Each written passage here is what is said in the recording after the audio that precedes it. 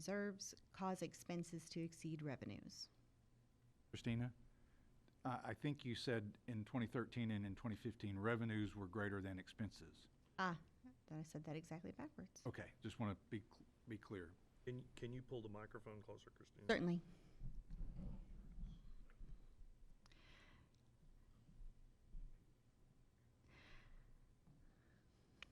In 2013, the economy started to bounce back from the 2008 crash, and so did revenues.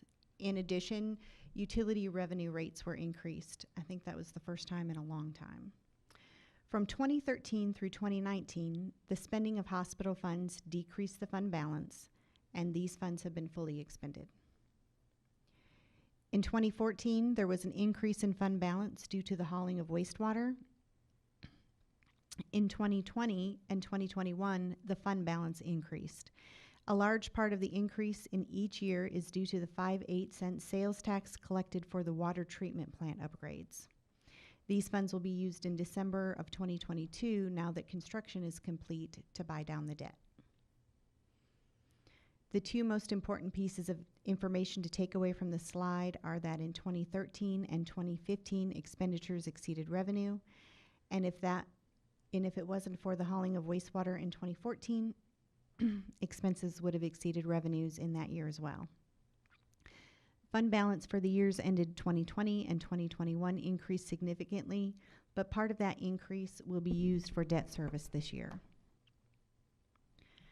Projections for 2022 show the city's total revenue exceeded the total budget by $2.5 million. This is mainly due to utility consumption increasing $1.8 million and the city and county sales tax increases of $683,000. Electric increased $925,000, of which $294,000 is service extension fees. Sanitation increased $420,000, mainly due to the transfer station and recycling income increases, and airport revenue increased $608,000. $267,000 of that is grant revenue, and the remainder is fuel for sales of fuel.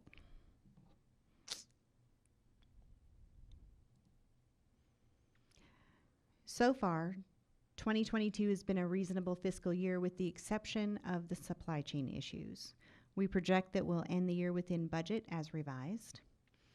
City sales tax receipts are up 17.5% relative to the budget and up 10.1% compared to the previous year.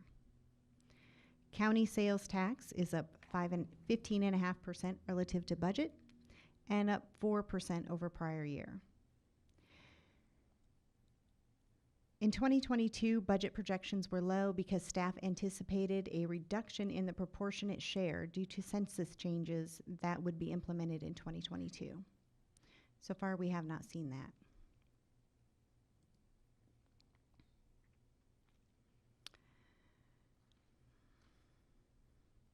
The bid for the updated outdoor warning system is on tonight's agenda. Early in 2022, the board approved 2 new ambulances to be delivered in 2023. Simon Sager Avenue was completed this year and work was started on Villaview. Lake Francis on the Washington side will be contracted out and started this year with a budget of $2.6 million. Electric department projects for 2022 are mainly general line extensions, Moss substation upgrades, and traffic signal detection. Water main extensions, painting the North Water Tower beginning in December, and repayment of the loan from the Walton Family Foundation for dam reconstruction began this year in 2022. Water plant upgrades were completed this year, resulting in a $31 million loan. Wastewater projects included the purchase of replacement headwork screens and lift station repairs. Replacement of the sewer line on Maxwell for $500,000 will be contracted out and will begin this year.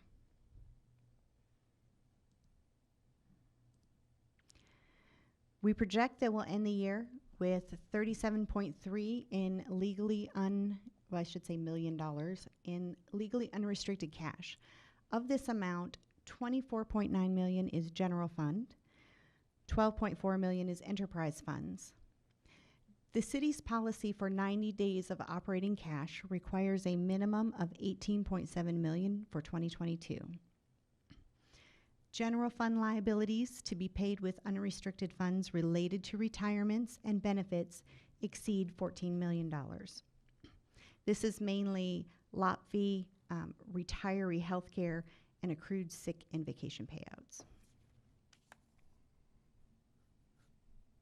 In 2021, we projected the 2022 year end would be almost $1.8 million less. The difference is due to unanticipated revenue in 2022, especially net electric sales and service extension fees. The street account is projected to have just over $5.2 million at year's end, and our restricted cash account is projected to end the year at just over $5 million. This is significantly less than year-end 2021, which was $7.5 million. However, this is due to the water treatment plant debt replacement from the 5/8 account. Correct. Slide thing I got from Philip has 37 million up there. Is this wrong? Instead of 41 million, it's got 37 million. It may have been an earlier. It isn't, Okay. yes. Just making sure. Yes, we ended up changing this right before. The other numbers are right, and I just. Yes, and actually the difference is the 3.8 million, it's almost 3.9 million that is coming out of reserves for the winter storm. Which is correct? The What we have? 37.3 million. Mhm. I'm sorry, which one's correct? The 37.3 million. Mhm.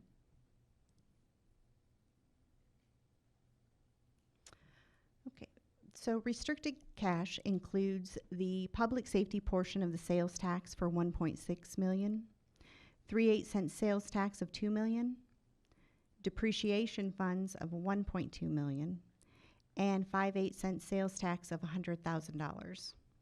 The totals do not include accounts receivable, inventory, net accounts payable, or long-term debt. It's basically what we anticipate to be cash on hand.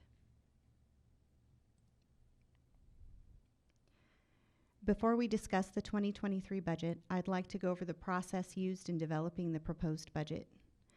Budget requests were submitted by all departments, and we began with a budget that provided a gain of $3.4 million in the general fund and a gain in the proprietary funds of $4.5 million before any personnel changes or salary increases were included. That budget included over $15.7 million in capital requests. 2 police officers and 3 firefighter positions were included in the original budget. The remaining personnel requests totaling $377,000 for 5 full-time positions were not included in that budget. We met with each department head and division manager to review every line in their budget. We identified areas where revenue projections were high. We removed over $1 million in electric, and we identified operational and capital requests that were more beneficial than necessary or critical. Operations increased due to reclassification of several capital requests as professional fees and adjustments for fuel and landfill fees. Capital is now $11.6 million, and operations increased $1.3 million overall. After making the changes, the budget was positive by $3.7 million. Department heads met again to determine the highest priority needs for new personnel, which resulted in the following additions. This is after the 3 firefighters and 2 police officers. So in addition to that, there's 1 fire prevention specialist, 2 electric linemen, and 1 sanitation driver. A significant change was made to compensation, which was presented to the board September 6th. Revenues were revisited based on actual numbers from August, and the submitted budget is currently positive by $1.5 million. The general fund will increase by over $994,000. The enterprise funds will increase by almost $470,000, and $21,000 will be returned to the Street Now account. These funds are proposed to be deposited in fund balance and set aside for future projects, which we'll discuss a little bit later in the presentation.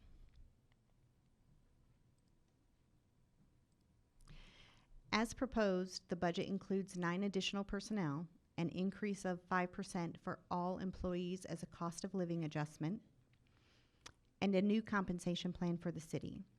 This slide shows the allocation of the COLA and the comp plan.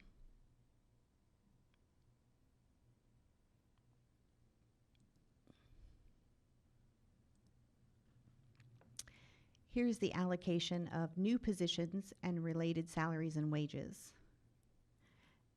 Based on the latest information from GRDA, our kilowatt per hour charge will not, our charge per kilowatt hour will remain the same. However, power cost adjustment fees will likely remain high due to increases in raw energy prices. No utility rate increases are proposed for 2023, although there are various other fees that will increase as outlined in code.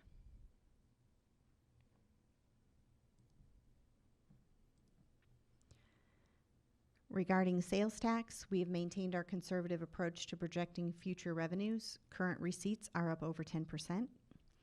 Although the change in the budget shows an increase of 9%, staff is only budgeting a 4% increase over current projections. County sales tax revenue is budgeted with a 5% increase from current year projections. The revenue is a per capita share of county collections. And state turnback funds are budgeted to stay the same as current year projections based on the budget provided by the state.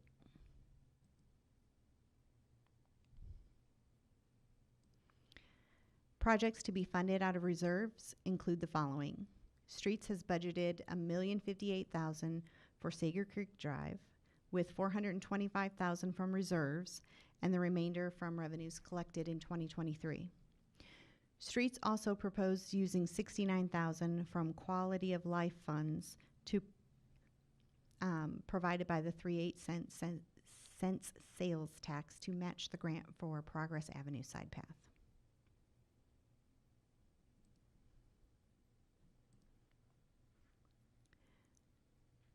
The 2023 budget includes the following amounts for significant capital projects costing greater than $200,000. This is not all of the capital projects in the budget, and we will review those other items as we review individual budgets. There's no capital expense budgeted for administration or library for 2023. Police purchases are mainly vehicles, and other significant capital projects or purchases budgeted include an added bay on Fire Station 1, updates to self-contained breathing apparatus, improvements to Sager Creek, and a remodel of the employee office in court.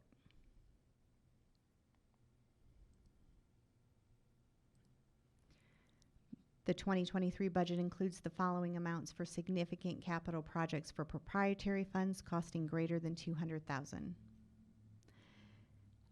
Electrical general line extensions of $1.5 million. Upgrades to the South Feeder Loop for $360,000. Partial payment of the city's portion for dam reconstruction, $233,000.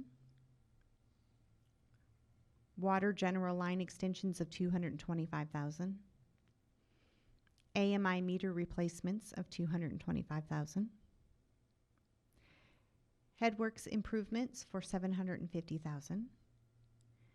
A rear load truck for sanitation in the amount of $250,000.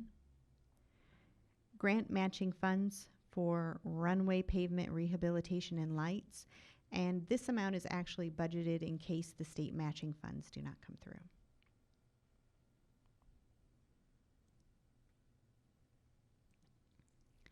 The 2023 budget includes the following amounts for significant capital projects in streets costing greater than $200,000.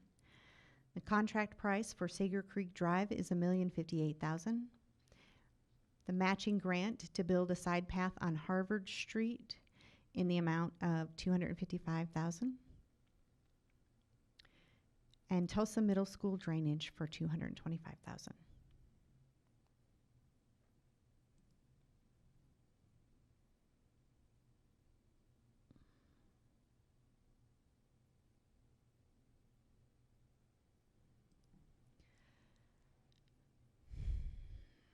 Staff informed the board in 2021 of the plan to expand public safety during the next several years.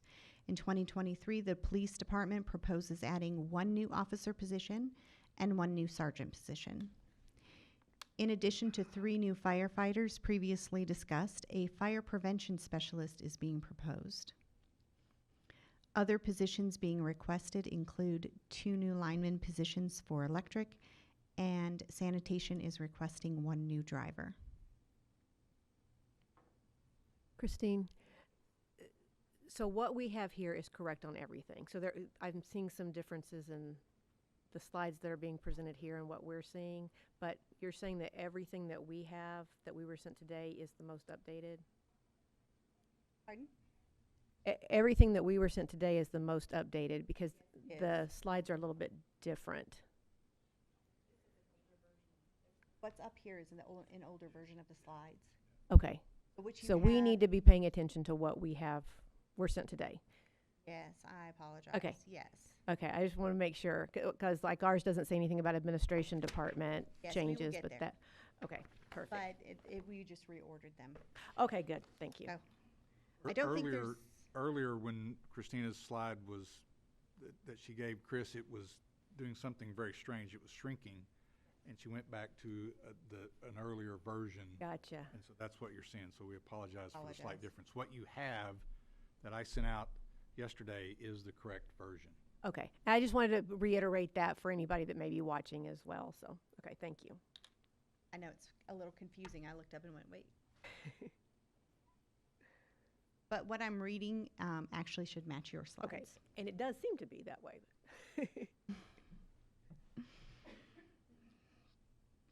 All right.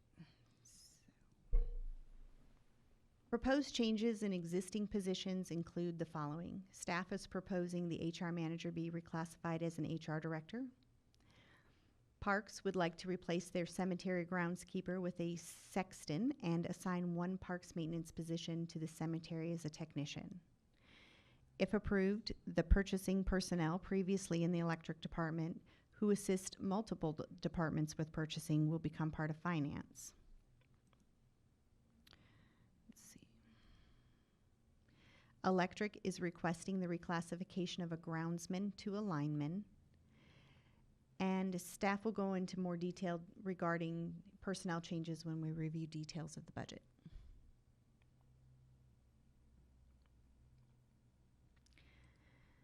Healthcare costs are increasing by 3%, and the budget proposes that the city cover the increased cost and have employee premiums remain the same as prior year. The city will continue to match an employee's HSA contribution dollar for dollar up to a maximum of $960 per year, and the wellness program will continue in 2023 with those participating receiving $750 added to their HSA.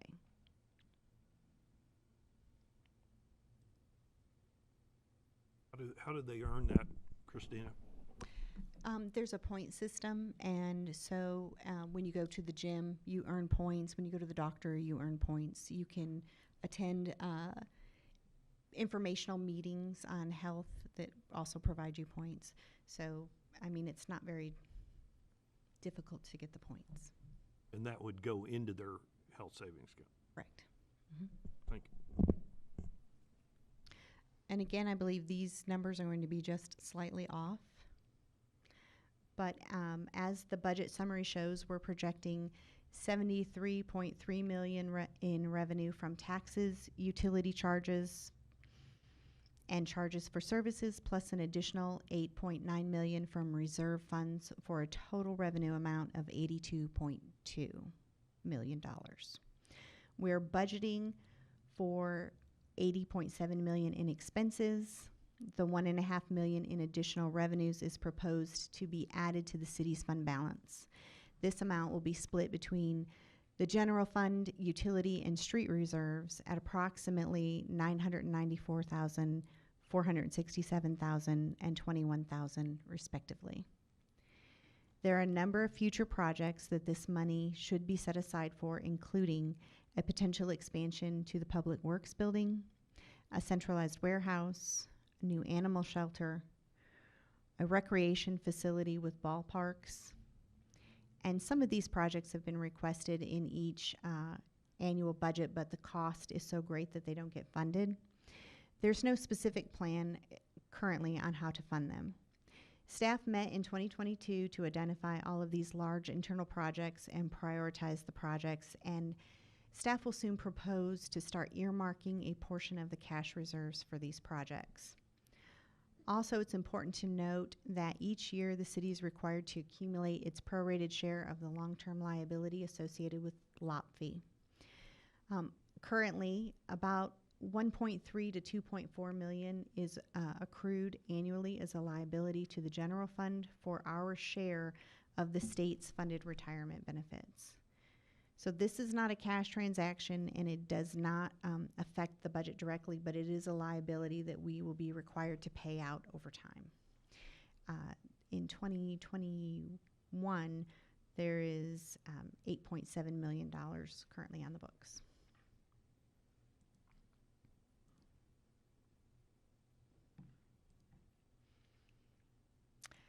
One of the other things I think I should probably point out, I know Marla's not here, but if you compare these numbers to last year, they'll look a little bit different because she wanted these numbers to match the summary sheets inside of the budget book.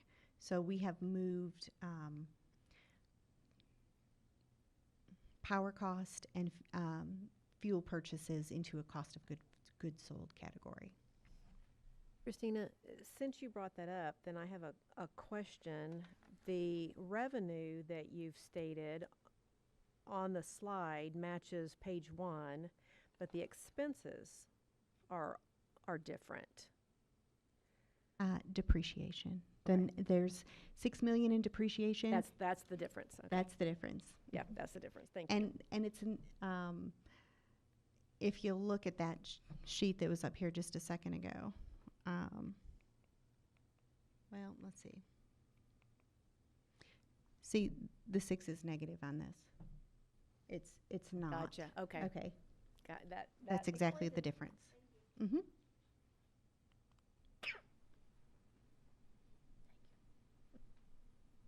So, by fund, general fund revenues are estimated to be up 1.9 million, which includes sales tax revenue of 900,000 and charges to other departments of 286,000, as well as increased transfers from utilities of 444,000. And this is mainly due to conservative budgeting for 2022 and increased industrial load in electric for 2023. Operating expenses have increased 1.9 million, mainly for personnel costs related to the 5% COLA compensation plan and healthcare increases. Capital expenses are in line with prior year. Enterprise fund revenues are up by 5.3 million, mainly due to utilities and growth of the city. Cost of goods sold is up 3.3 million, mainly due to increased consumption, resulting in a $2 million increase in net revenue. Operating expenses are down by 6.2 million, and this decrease is caused by reducing the water treatment plant loan repayment by 8.5 million. So that decrease is offset by increases in personnel costs of 475,000 and depreciation of 1.2 million, which is of that 1.2 million, over 800,000 of that is for depreciation related to the water treatment plant upgrades. Capital expenses are down by 4.3 million, but once you exclude construction of the water treatment plant upgrades, there's only a decrease of 400,000. And prior year included 400,000 for painting the north water tower.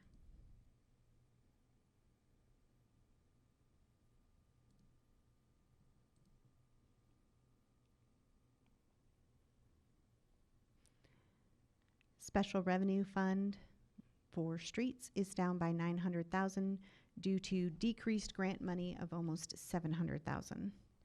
Operating expenses increased 300,000 from prior year. This includes 77,000 for a transfer to parks for mowing right-of-way, 70,000 for personnel costs, 60,000 for charges to other departments, and 30,000 for extra winter weather supplies. Capital expenses are down by 2.7 million, and this decrease is mainly due to the Lake Francis rebuild in prior year at contractor price for 2.6 million.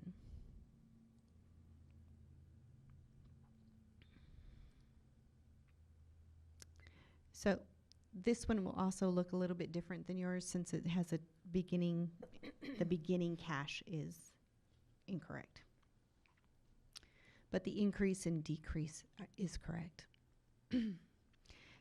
This slide shows the projected ending cash balance for certain accounts. Overall, unrestricted cash will increase by approximately $1.5 million. In total, the restricted funds will decrease by $629,000, including Street Now, 5/8, 3/8, public safety, and depreciation funds.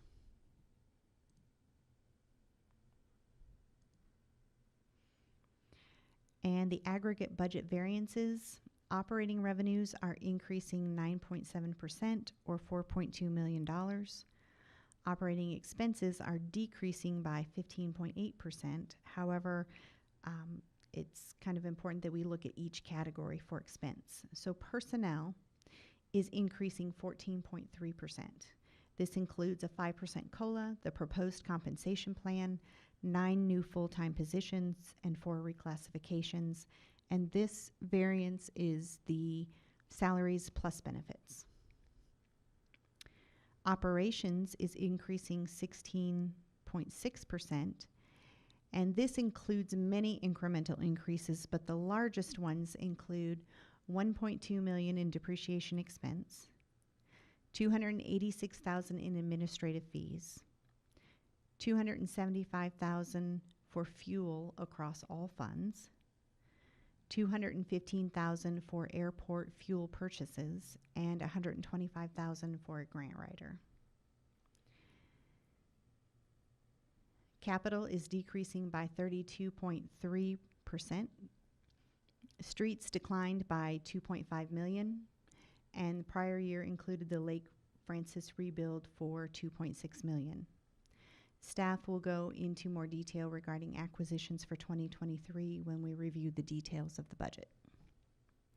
There's not a significant change in transfers.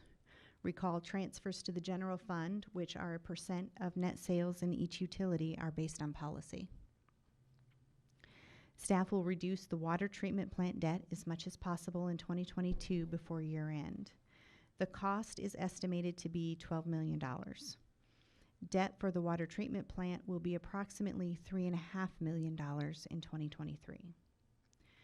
Grants will vary significantly from year to year, and non-cash expenses include depreciation. Over $800,000 of the variance is due to the completion of the water treatment plant upgrades. Cash in versus cash out. Compared to 2022, the revenue increased by 3.9 million, and cash expenses decreased by 7.9 million. So, questions?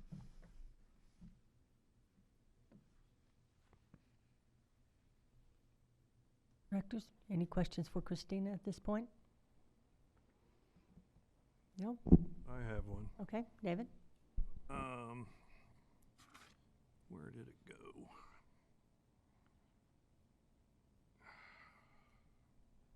The boardroom rehab, that was budgeted for this year, but will it not be spent next year? A portion of that will be spent this year. Typically how that works is once the board approves something, then that budget moves forward, and then next year I'll amend the budget at year end for that. You know what I mean, rehab, boardroom rehab, the technical stuff. I just wasn't sure because we were getting so close to the end of the year if it would be spent this year or next year. They're opening bids next week. See if I had something else. No, that's it. Thank you. Yes, Brad? Over on significant capital projects on parks, what is Sager Creek improvement? Oh, let me pull. 50? That's actually a couple of separate projects. And one of them has to do with, go ahead. Never mind. I was just pointing out the slide, Okay, thank the you. number. Give me just a second, I'll give you a little bit more detail. Stabilize the overhanging rock and repair on the dam. Director Burns, that should be the beginning of those recommendations from the committee.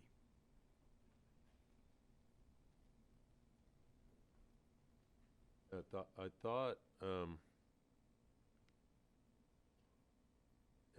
thought that that meeting took a different direction. So maybe I wasn't at that meeting. I felt like I was sitting here at that meeting. What do you mean by a different So we're direction? gonna, well, I mean, we spoke of getting it done all at once instead of draining and doing and draining and doing. But you're obviously made the decision to phase that project out, is that correct? I think that's the fiscal way to do it is to phase it out. There were a number, and I'd have to go back and look, and Don can speak to it also, and we can get into more in the parks budget. But if I remember right, these were the top priorities. Clearly, the board has the authority to take money out of fund balance and to do more at the same time. I know that the one project at the end of the design, talking about the sidewalk and all that, is a much greater project, but these were the things that I think we thought had to be done immediately before we get into designing the rest of it. And Don, if you want to speak to that, you are welcome to.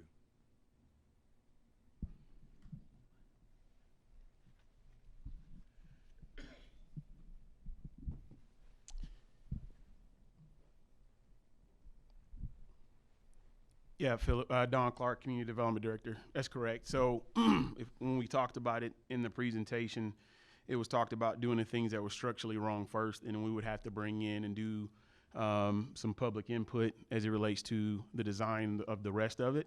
But first was the structural side and shoring that up first.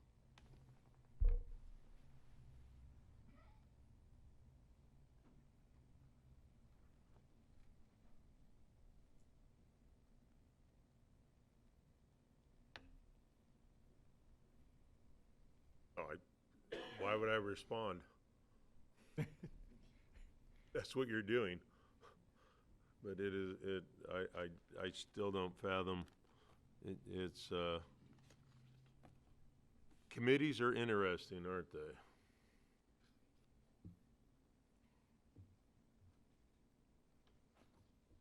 I've got another question. Brad, are you through? Are you finished with your question? It's all I wouldn't waste the words. I would not be very kind, so I'll take the higher road. Thank you. All right, David? Christina, last year I had asked for a breakdown on revenue. You've got charges for services, taxes, etc. And I had actually hoped to have how much we get in taxes, how much we have in fees, how much we get, you know, in all the different categories of our revenue instead of lumped into one number. Is that somewhere else that I don't know? Is that, or in the big book or something? It is in the big book, but Broken down by, broken down, if you go to revenue, it's like the second page.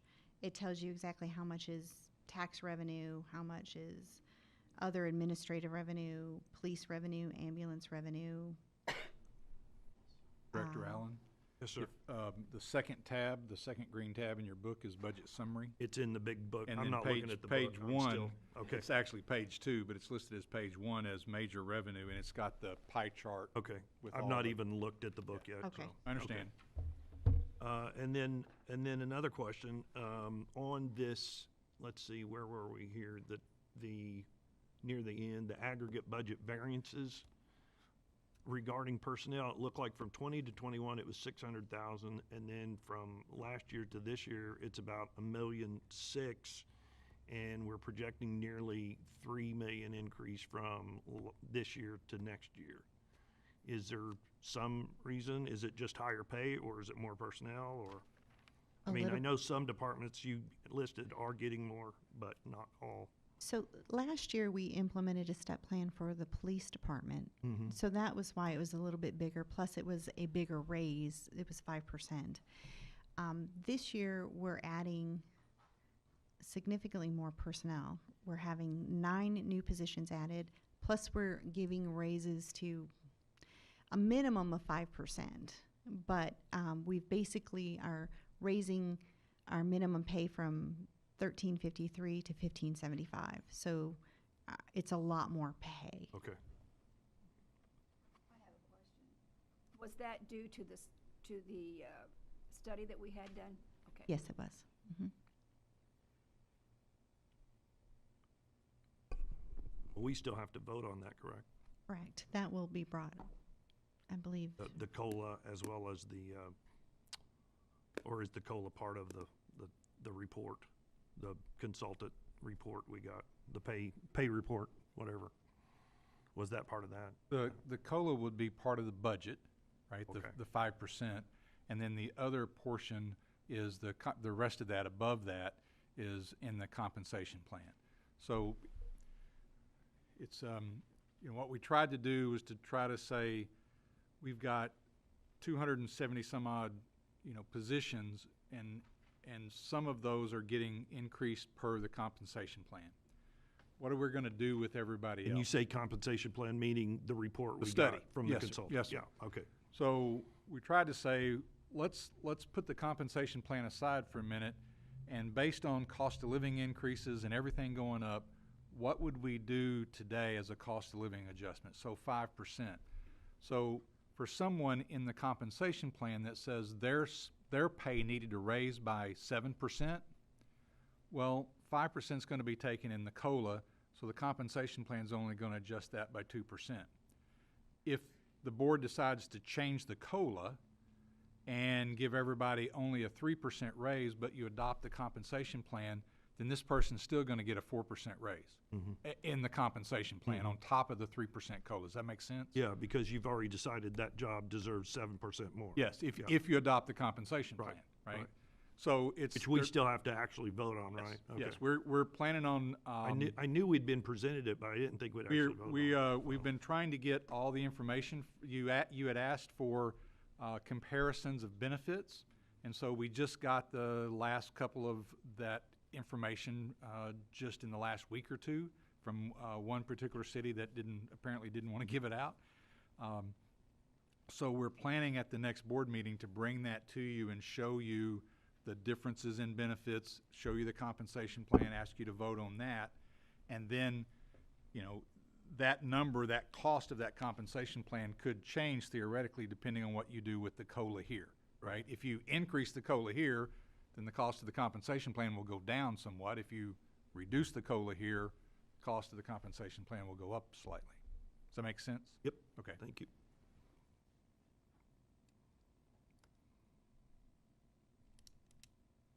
Anyone else? Madam Mayor? Yes, Brad. Hey, Christina, on water, on significant capital projects, the dam reconstruction. I'm over here digging through my notes. We're sharing a cost with GRDA, us, and then WOCA, or the Walton Foundation, however we're gonna label that one. It's picking up the other tab. What was the total cost on that project?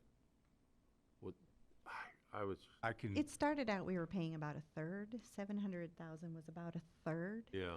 And so we're still only paying that 700,000 Right. back. But I think it went up over $4 million. Yes, Yeah, it yes. was Yeah. a 4+, but our cost stayed, right? Yes. Our cost stayed at 700. I think it was originally 1.4 million, and we Yeah, were gonna so put that's- in half, Oh, okay. and GRDA was gonna put in the other half with in-kind contribution, right? They were gonna haul some rock and do all that business. But as Christina said, the actual cost of that dam reconstruction has escalated, as everything else has, to greater than $4 million, but our cost is still at $700,000, paid out over 3 years, 233 or whatever it is per year. And that was officially, the way it worked is theoretically a loan from the Walton Family Foundation. They've paid the money directly to GRDA, who is paying the contractor, and we're paying back the Walton Family Foundation at zero interest. That was for the reconstruction of the dam. Yes, sir. Yeah. As you know, the question was, should the dam fail again, we lose that upstream pool elevation.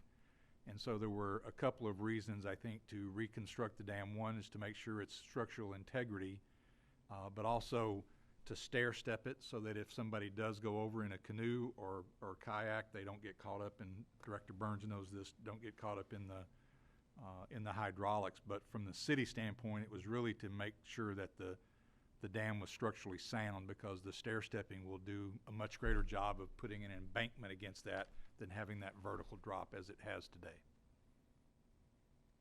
Had one other question, Christina, on that aggregate budget variance page we were looking at Yes. towards the end. The big jump in expenses from 21 to 22, is that, I assume, inflation? Or is there something that it jumps 47% from 44 million to 65 million on the operating expenses? Yeah, right there, Uh-huh. from 21 to 22. Part of that is inflation, but a million of that is just depreciation, most of which is due to the water treatment plant. Then there's about 3 million of that is increases in personnel costs, which is the additional personnel, the COLA, and the compensation plan.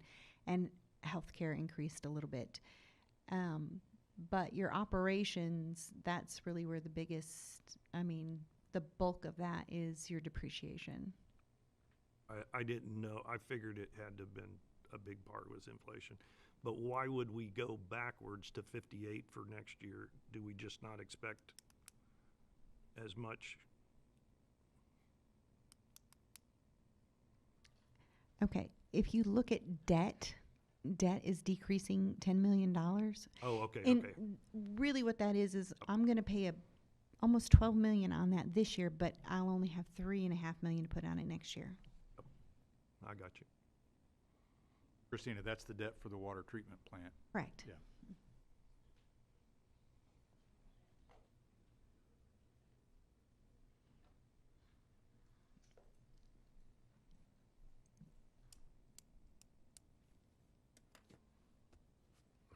Anyone else? Christina? Are we done? That would be, well, until next week. All right. Or in the next meeting, I mean. Till our next meeting. Philip? If you have any questions, by all means, let us know. As Christina said, we'll try to walk through page by page through the general fund departments at the next meeting, and then after that, we'll do the enterprise. And if we have to have a fourth meeting, we'll be happy to have a fourth workshop. But that's the overview of the budget. Thank you all very much. And with that, this workshop is adjourned.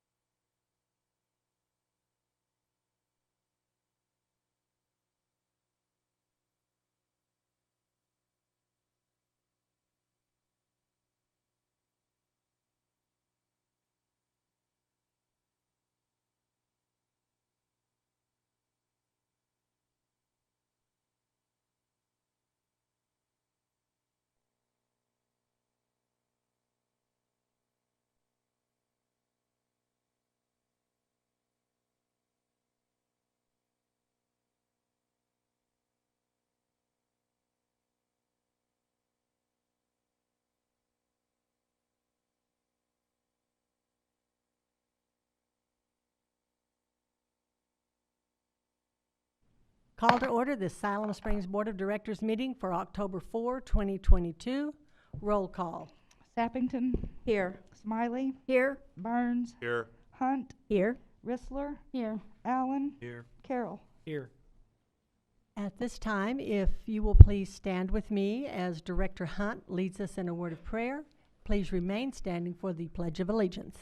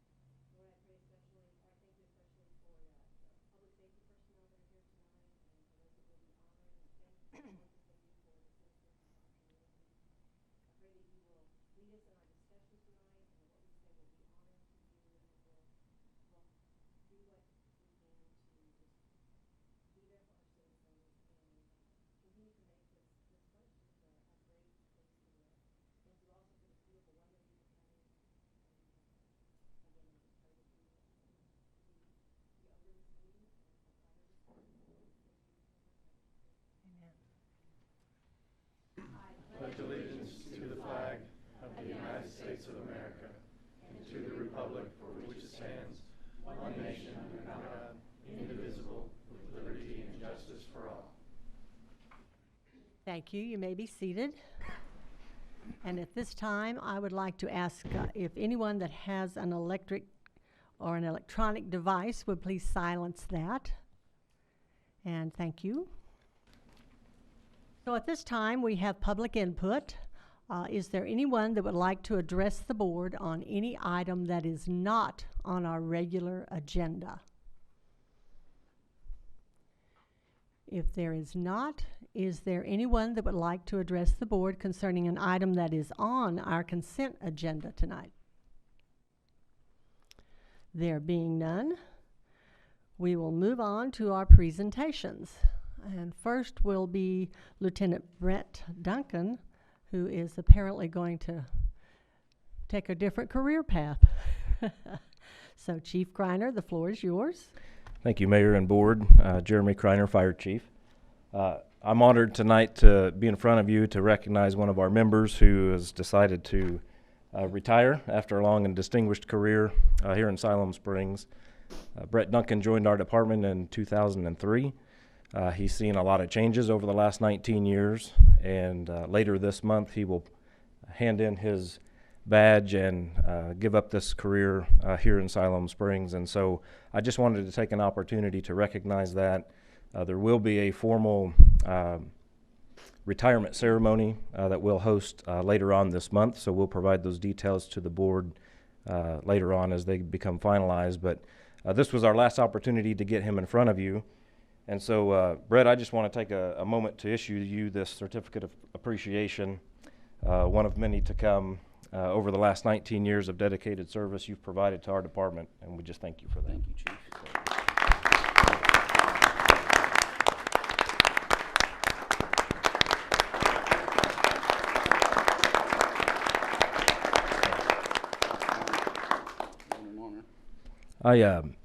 One more thing before I leave is Brett's parents made the trip here tonight as well, so I just want to recognize them for all that they did in helping guide Brett into this career. So.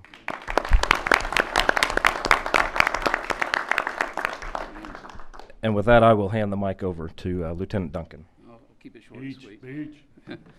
Thank you, Chief Greiner, first of all, for the kind words.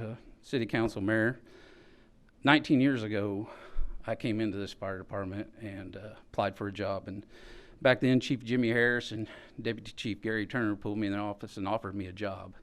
And that set my career forward. And over the course of the 19 years, I've served under 3 fire chiefs.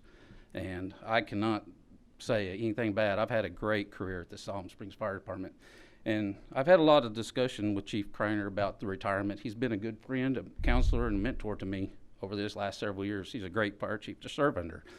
But back then, Chief Turner and Chief Harris, what a great time that was too. I mean, those guys were some great guys and took some time and taught me a lot.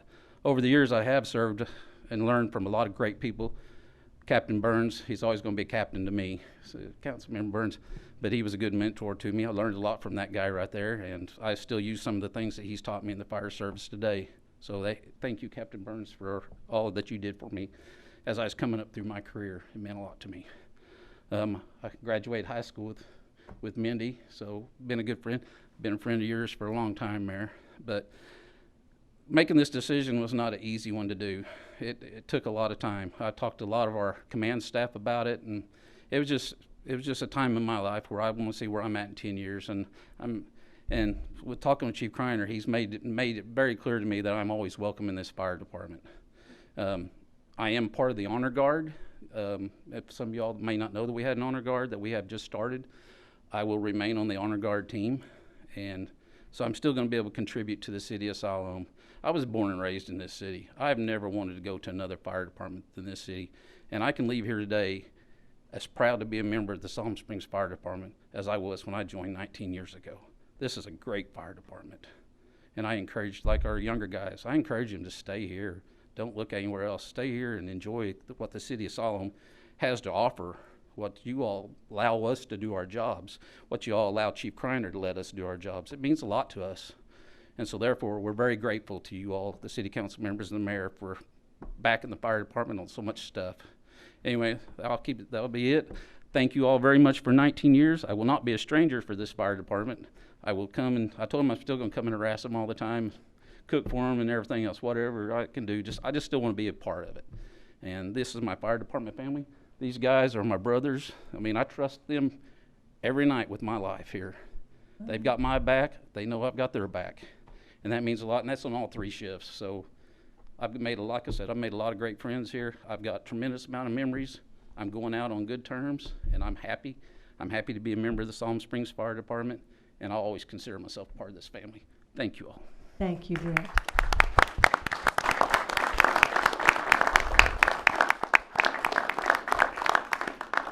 And Chief, before you and your men have to leave, I want to share something with you that I received from one of our citizens. This applies to responders from Station 3, but I know that it covers all of your men in the service they do. So I want to share this with you. It says, "Dear Mayor Nation, last night my elderly mother had a serious health emergency. The SSFD crew from Station 3 responded within 5 minutes. I cannot tell you how calm, kind, and compassionate they were.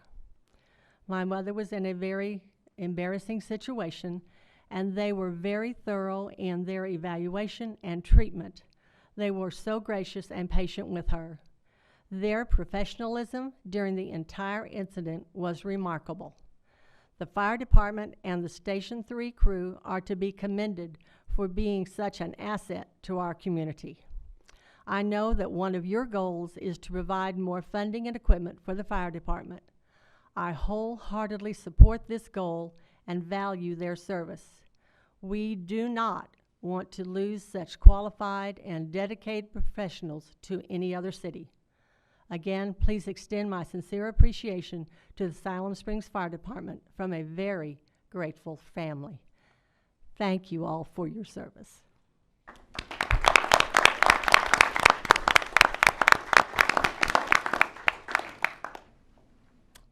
And with that, we will move on to our next presentation, which is Curtis Smith with the Siloam Springs Country Club. Curtis, the floor is yours. Thank you. Curtis Smith, 218 South Wright Street, Siloam Springs, Arkansas. I'm the current president of the Siloam Springs Country Club. Mayor, board, thank you guys for your service. I truly know the time and effort that it takes. It's greatly appreciated. My mother got me started golfing as a child when she wanted to learn to play. I fell in love with the game, became a lifelong golfer. The game taught me honesty, integrity, respect, confidence, and grit. One of the things I love about the game is that I can be in any crowd and I'm able to find someone to talk about the game with. 2 questions are commonly brought up in those. Number 1, what course do you play? Number 2, have you had any hole-in-ones?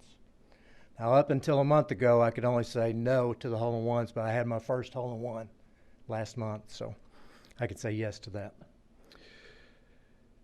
To the first question, what course do you play? It's my hope that everyone who plays our course in the future will be able to proudly say Siloam Springs Country Club is my home course. Our course is the only one within 15-mile radius of Siloam Springs and serves as the home course for 2 high school boys and girls teams, Siloam Springs and Lincoln.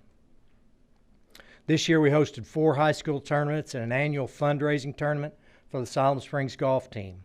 We've provided junior camps to hundreds of junior golfers.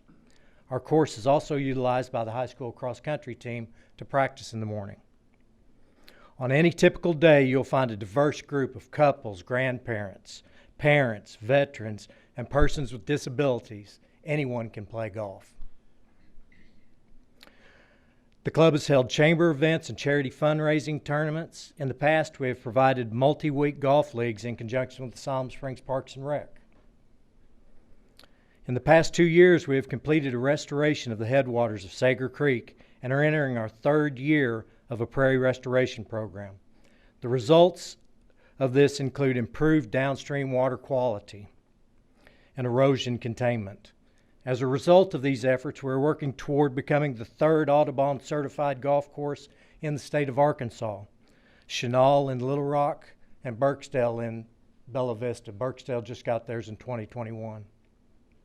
This certification involves having an environmental and habitat management plan, water conservation and water quality management, outreach and education. TJ Hine with Savannah Springs has been instrumental in this, and he's here available to answer any questions should they come up later. The nonprofit club was founded in 1963 on land leased from the city of Siloam Springs for 99 years. Somewhere in the late 90s and early 2000, the club borrowed around $120,000 from local banks. The money was used to redo greens and purchase equipment. Around 2004, the club had approximately 170 members. In 2007, the board struck an agreement with a concessionaire to manage the clubhouse for profit, with the board managing the course and membership. During this time, membership declined. The club began using a revolving line of credit to make it through the winters. Around 2014, the club bought out the concessionaire's portion of the operations and began managing the whole golf course.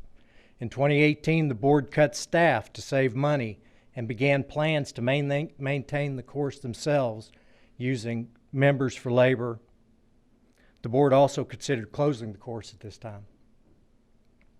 By 2018, membership had dwindled to 25 members. A course manager and a greenskeeper were hired in the spring of 2019. In the fall of 2019, the manager and other investors developed a business and began to operate the course for profit with an agreement that a rental payment would be made to the club that would enable us to cover our debts. The business made improvements to the clubhouse, and during the COVID summer of 2020, the membership increased to around 60. But by the summer of 2021, the business began to fail to meet its financial obligations. The search for a suitable alternative began in fall of 2021. In February of 2022, on a chance meeting in Kansas City, my mother, who lives in Kansas City, met Andy DeGenner, a district sales manager for Masick Golf Car Company. His company works with golf course owners, boards, and municipalities, facilitating cart leases.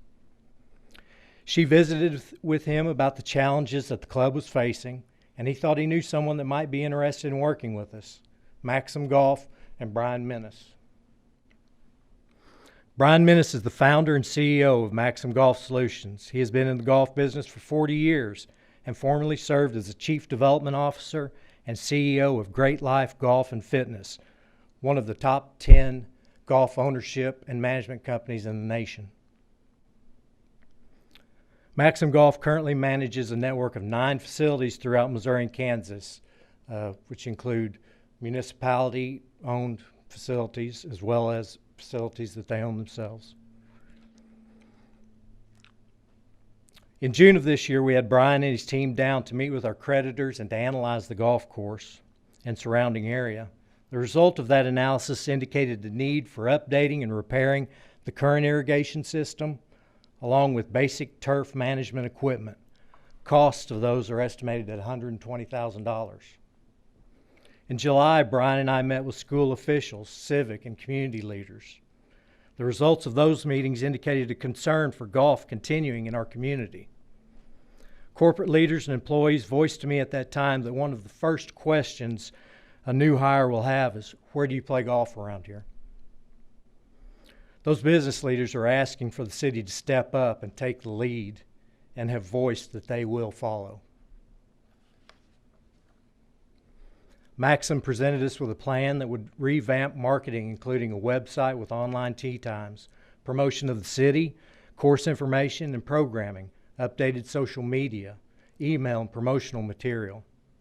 They would implement a point-of-sale program that would have detailed purchasing information, inventory management, membership management, and tee time management. They would also increase food and beverage offerings, promote junior golf, and family participation. They will be able to provide on-demand metrics that are invaluable to promoting, planning, and purchasing and pricing.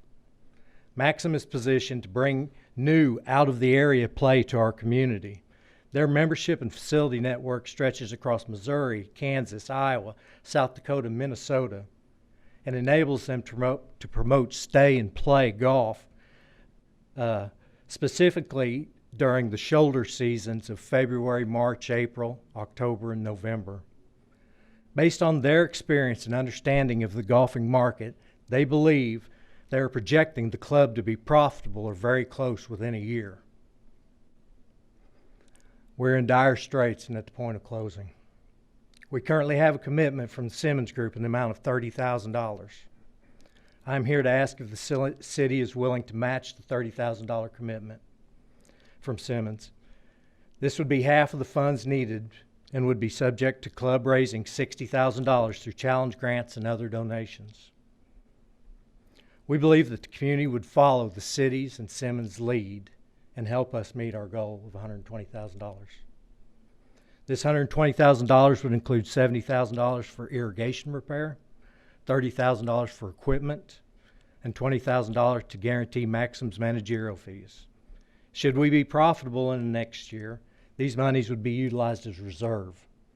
We are not asking for the funds today, only a commitment from the city to fund once we reach our goal. I'd like to give some time to Brian to speak, if that's okay with the board. Sure. Go ahead, Brian. Thank you. Thank you, Curtis. Hi, Mayor, hi, Board. Thank you for having me. Visited Siloam Springs a number of times. I didn't realize it, but the first time I think was maybe 7 or 8 years ago for a fantastic REO Speedwagon concert that was held across state line there. You know, as Kurt told you, and Kurt did an excellent job. That was a hard act to follow, by the way. I felt bad for you when I found out you had to follow Lieutenant Duncan there. I'm born and raised Chillicothe, Missouri, small northwestern Missouri town of about 10,000 people. And I spent my whole life in golf. I played collegiately, played professionally on the Ben Hogan Tour, and as a 23-year-old washed-up golf pro, I moved to Phoenix, Arizona, and taught golf for a number of years until my career kind of led me into golf course management, and that's what I've done for the remainder of my tenure. And so, as Kurt said, we manage several properties. We own a couple across Kansas and Missouri. And at the age of 50, Great Life Golf and Fitness sold, and I took a buyout and decided I wanted to spend the rest of my career focusing on small city golf. I believe it's an important piece to the golf landscape across the country.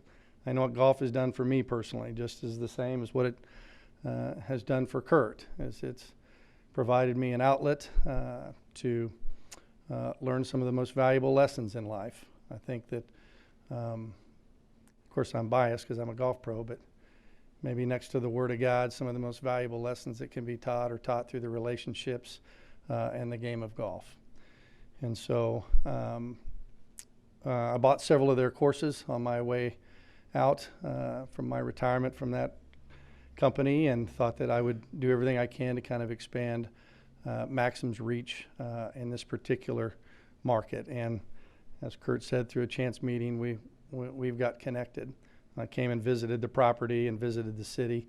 My wife loves to come here, by the way. The downtown area is a fantastic place to visit, and we've really enjoyed our time here, especially the people that we've met here. But the golf course has real viability.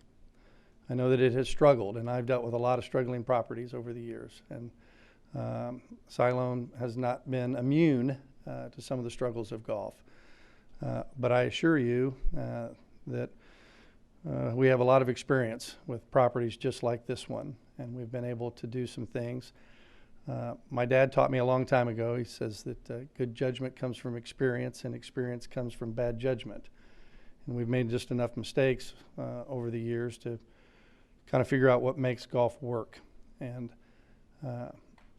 while 10% of Americans play golf, golf's reach into this community goes well beyond that. What it means to the student athletes, what it means to the business community, what it means to a lot of folks that can't play other sports anymore, and so golf is what they have left to socialize in an athletic atmosphere and commiserate with friends and spend valuable time. Just tonight at the golf course, I watched a young man and his father and a friend of theirs and their 4-year-old daughter head down number 1. And we're not even, golf course isn't even open, but we told them, go ahead and play some golf. And I played a lot of golf with my grandfather growing up, and those are some precious, precious memories that I have, and they mean the world to me. And I see that every day in our business. And so I hope that the city, whether we're involved or not, I hope that the city will do everything in its power to keep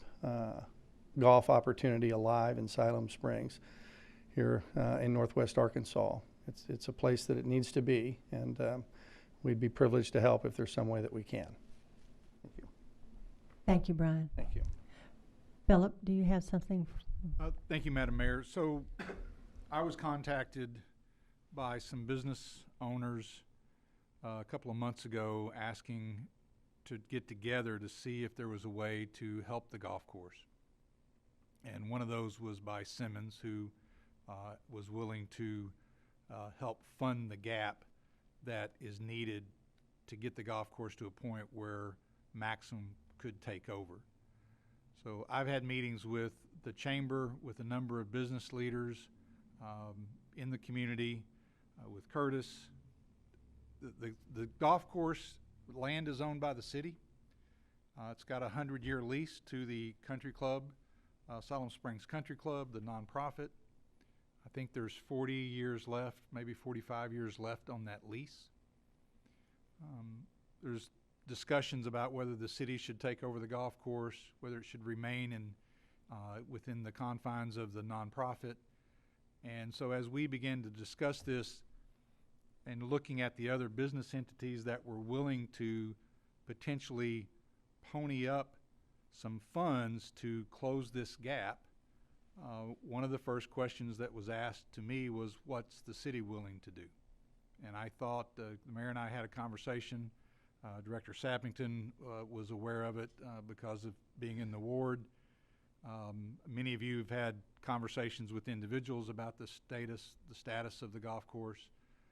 So I thought it appropriate, after discussing that, Mr. Smith and Mr. Menace come here and update you.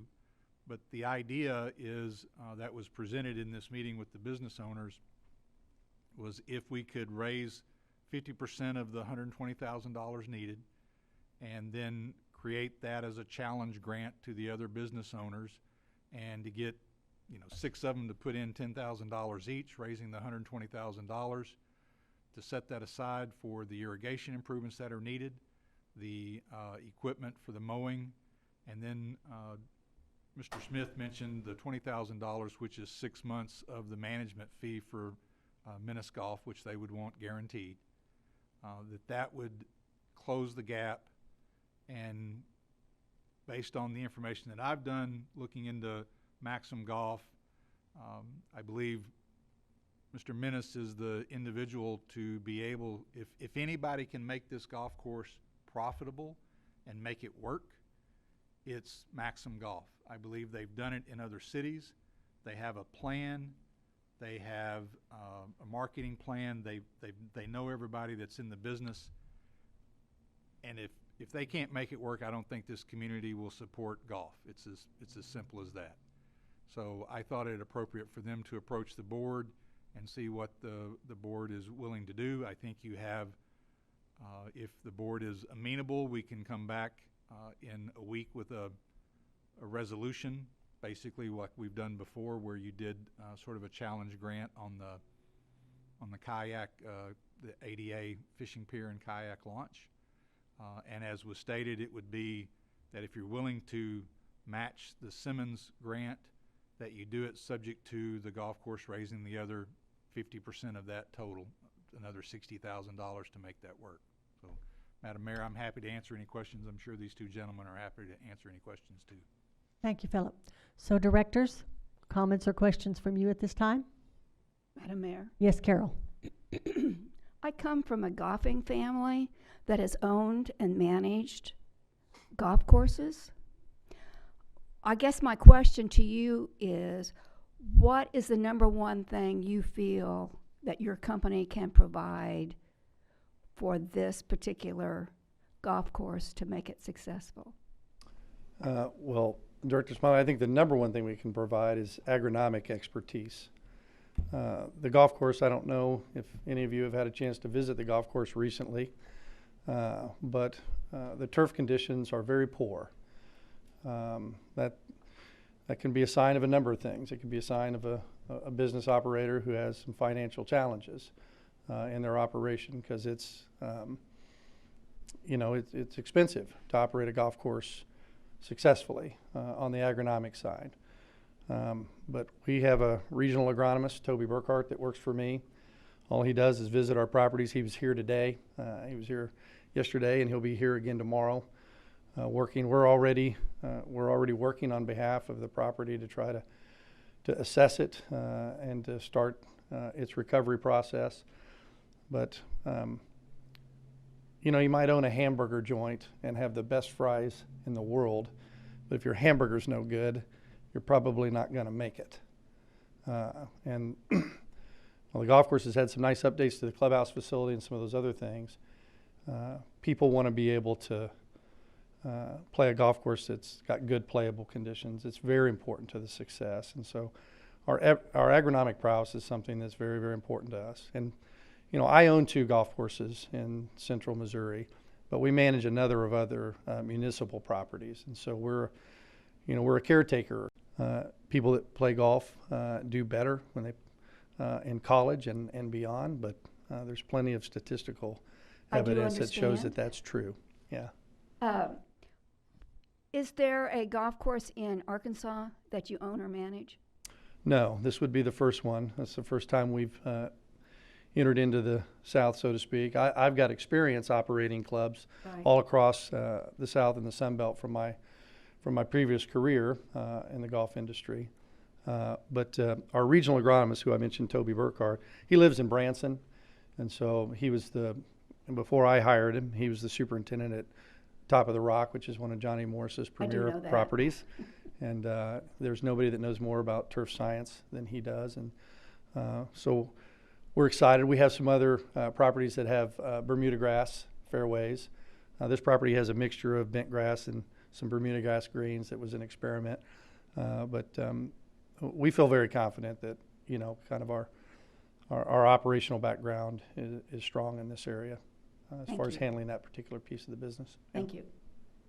Anyone else? Madam Mayor? Mindy?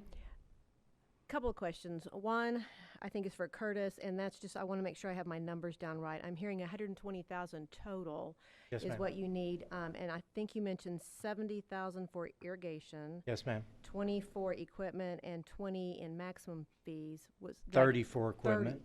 for the maximum fees? 30 for equipment and 20 for Thought maybe I maximum had my managerial numbers. I fees. just want to make sure I have my numbers right. And then I like to do my research, so I've got your website pulled up here, Maximum Golf Solutions, Yeah, and I thank you. see that you have directly managed, supervised, consulted for, assisted in some capacity several different golf courses.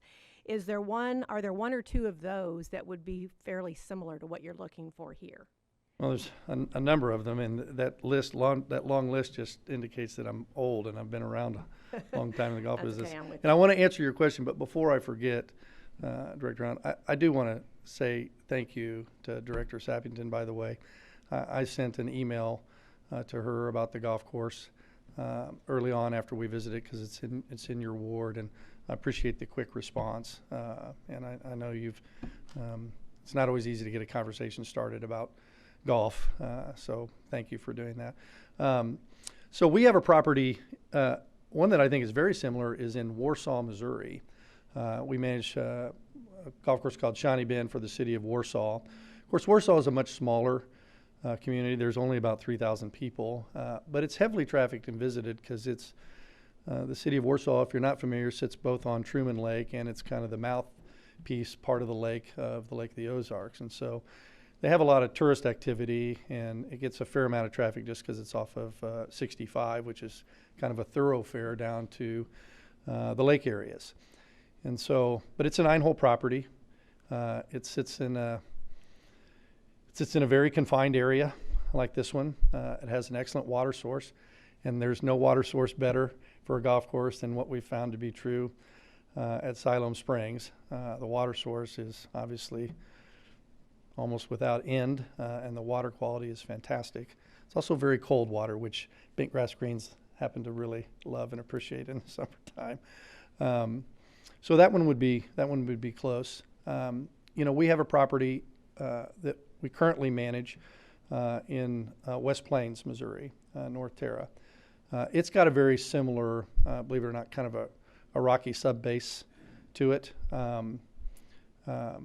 The town size is similar.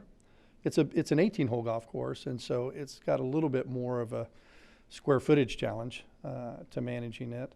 But we've had a lot of success in our short time there already. So they had some of the similar challenges that you're looking at here. Even more so. Okay. They have a private 18-hole country club there. They also have a pretty strong golf history. There's a couple of pretty well-known golfers that came out of that area. And so they have kind of a rich history there with golf. But it had just struggled. It had some management issues. And, listen, managing golf courses is tough. And so I'm not going to disparage anybody for having some challenges. I've had my own challenges managing golf courses. But again, I told Kurt, I don't know on how many occasions, that, we're either missing something because we dig pretty deep. I don't want to come here and fail. That doesn't do me any good. I see this as an opportunity for our company to enter into the South area. And, I think a great comeback story is a fun one to be a part of. And I just can't find out any reason on the surface, at least, why the golf course cannot be successful and self-sustaining. And thank you, Curtis, for the history. That was very helpful to have that information. Anyone Awesome. else? Madam Mayor? Yes, Brad. That used to be in Ward 2 before Marla got there. So, this didn't happen overnight, and we brought it up, and I've thrown out some concepts, and I got shot down, and that's just how city business, right? So no hard feelings. What I'm excited about, we're sitting here, I'm looking through your PowerPoint presentation from when you skipped on the last meeting on us. I'm sure it was an emergency. Mindy wasn't here either, so we're all fresh. I know you lost, and I'm acquaintances with senior members, and I know you lost around 15 or so, a significant amount of long-term members that I think with current fuel prices are tired of driving to Oklahoma, and they're significant players, and getting those folks back and coming in and joining the digital age, which is something you extremely lacked out there, talking with some of your board members, and just the history of that. I'm excited just for the possibility to have that thriving again. We did the Sager Creek restoration, and it really, it's just in the beginning of it. these things take time. As you well know, when you're dealing with grass and nature, it takes time, and 3 to 5 years down the road with that setting, with what's going on in that area and the growth and development, I'm in full favor of doing a resolution to match on that, and I know Curtis and that board will hold you accountable, and I feel safe in saying that. And I think our other industry and partners, as they've proven in the past, they've stepped up. They did it with the fishing pier at City Lake, and I know this community, we have the funds available, even in this economical climate, and I know they would step up with us helping in that leadership role. So thank you for your presentation, and I thank the board at the golf course of doing your due diligence to looking to make this place thrive again. So thank you. Yeah, it's my privilege. And Director Burns, you mentioned the Sager Creek Restoration Project that's through there. As I shared in an email with Director Sappington, that if the golf course goes out of business, it's not a simple problem. At that point, it's a complicated problem because it's important city ground. There's been a lot of investment made by the city in the Creek Restoration Project, which we're partner caretakers in the golf course, along with TJ and his background and his group, and these things need to be protected. I mean, it's still going to have to be mowed. It's still going to have to be kept up. It's still going to have somebody devise some sort of alternative future for it. And for me, that would be, again, I'm biased, but that would be a sad future because, we're in a golf mecca area. I mean, and a growing golf mecca area. Everything that is happening in the Branson area, the Ozark area, obviously, 30 minutes from here is a major golf mecca to our east. And again, there's no reason that this can't be an important piece to all that's happening in the golf world. And I would mention, the other sad thing is the Chamber of Commerce, I think, most recently either moved their golf tournament or canceled it or whatever. And I hate to see things like that happen. Those are important to the community. Marla? Thank you, Madam Mayor. I enjoyed visiting with you, and you were very informative. And when you reached out to me, you probably reached out to the most golf nothing there was on the board.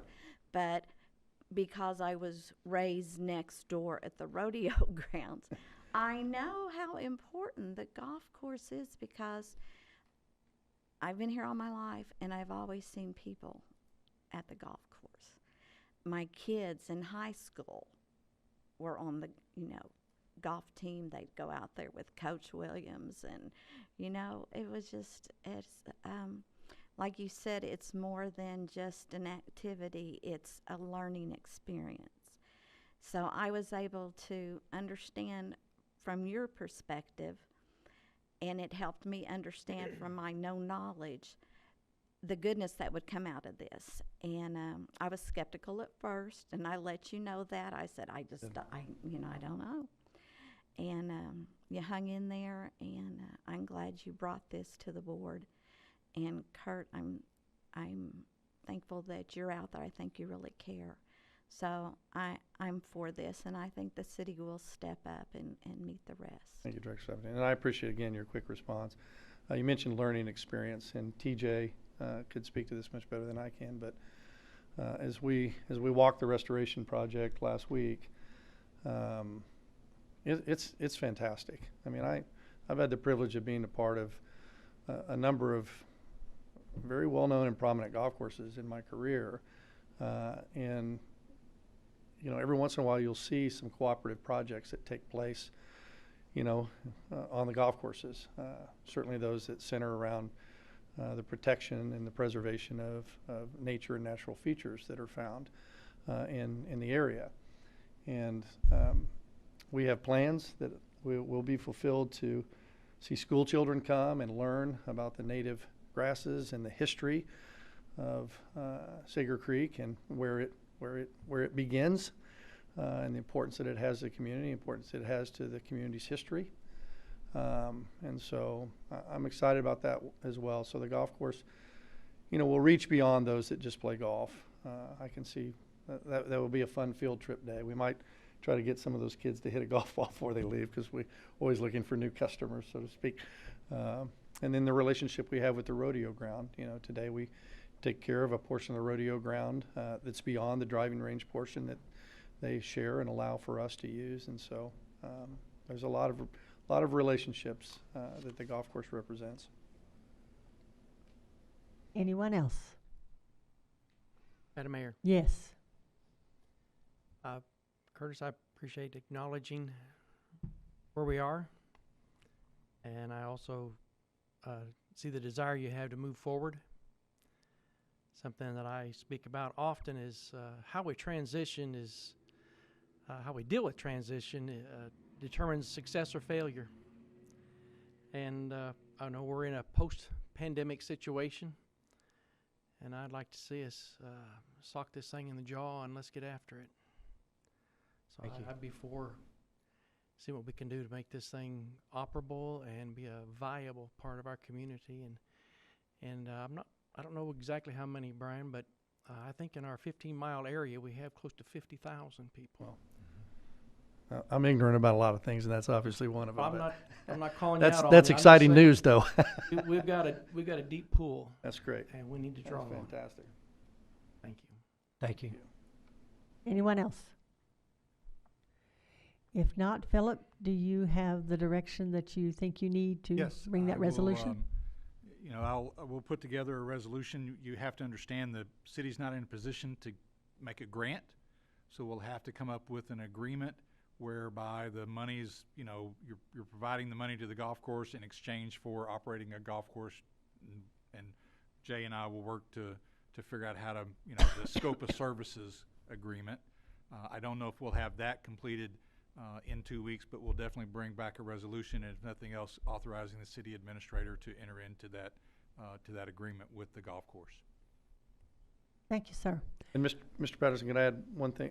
In our previous discussions, we agree to have full and complete transparency as to the monies that are being donated and what they've been specified for, even to the point of holding them in a separate account that requires a joint approval before funds are dispensed for the purchase of equipment or anything like that, so that we can, if the city asks us to meet any standards from bids or anything like that they're accustomed to at any time using city funds for something like that, we're willing to comply and be a good partner in that respect. Thank you, Brian. Thanks. Thank you, Curtis. Thank you. So we will now move on to our consent agenda. Item C, workshop minutes, September 20, 2022. Item D, regular meeting minutes, September 20, 2022.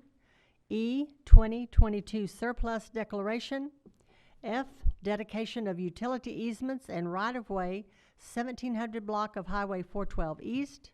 G, dedication of utility easements, 900 block of West Benton Street. H, dedication of utility easements and right-of-way, 1800 block of East Main Street. I, dedication of utility easements, 220 and 302 South College Street.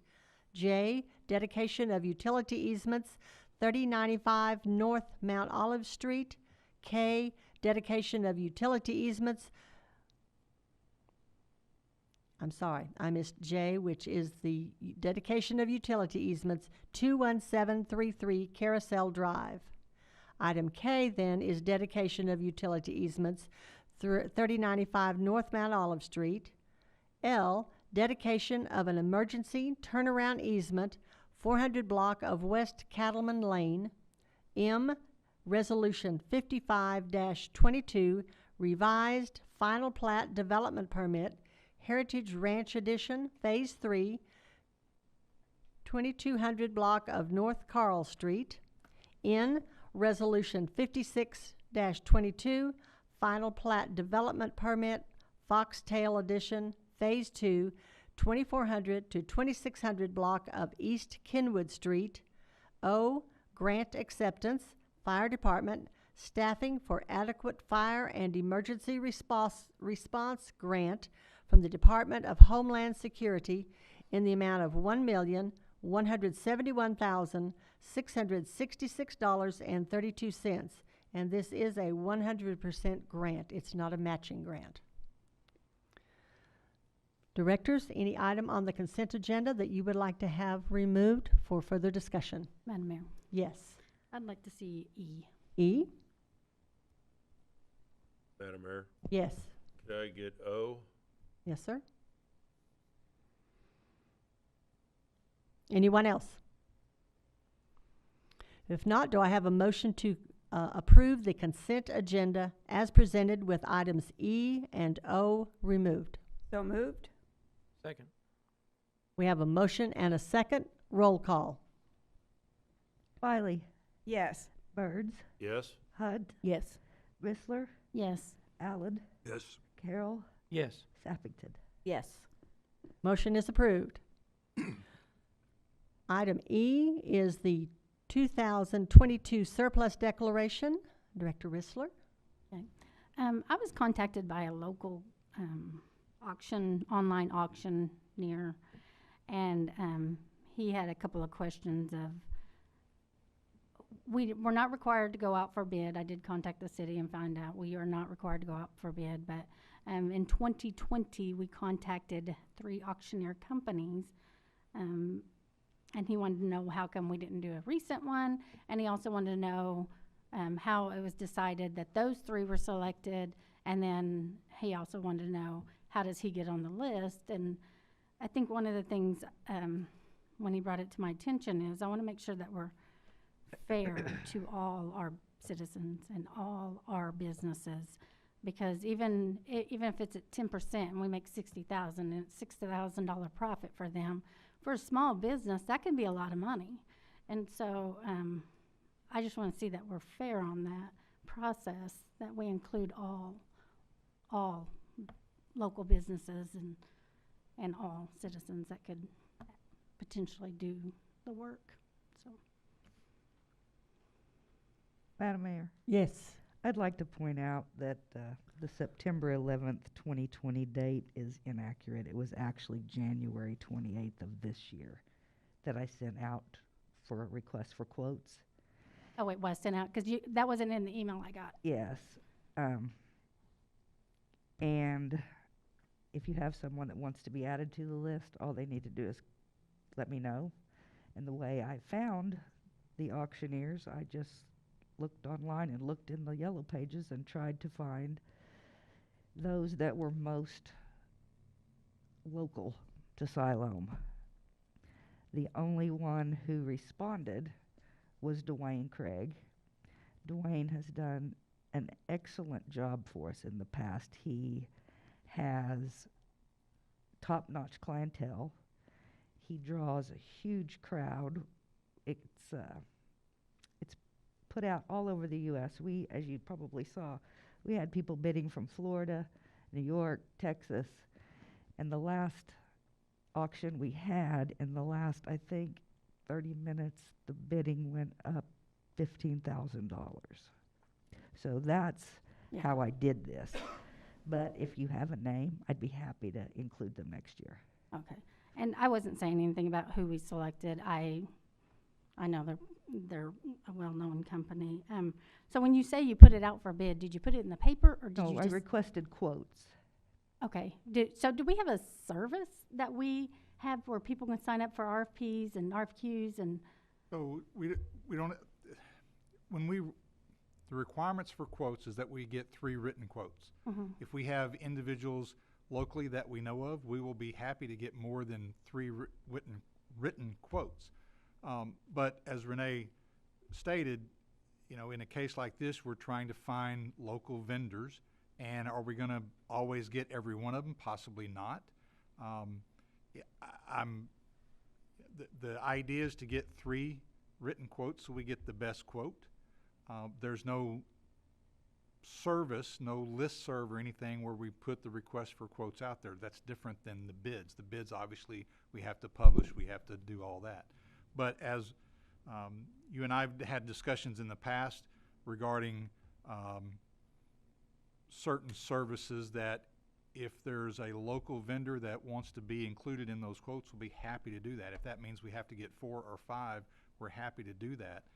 I think Renee did a job that she has done in the past to try to find vendors, in this case auctioneers, to provide us with quotes.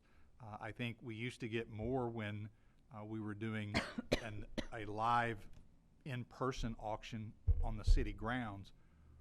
But when COVID came along and we did an online auction, it was amazing the amount of bidders and the revenue that we got from that online auction. So we have moved to saying we are looking for vendors to do online auctions. So that's how we got to where we are. Okay.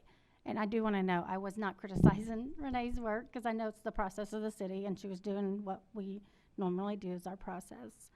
But I just want to make sure, even if we put it on our Facebook or on our website or something to notify local people, because this individual has been in our community for years, for a very long time. Ask them to let us know. We'll make sure we get quotes in the future. I will. Madam Thank Mayor, you. I had a question on this too. Yes, David?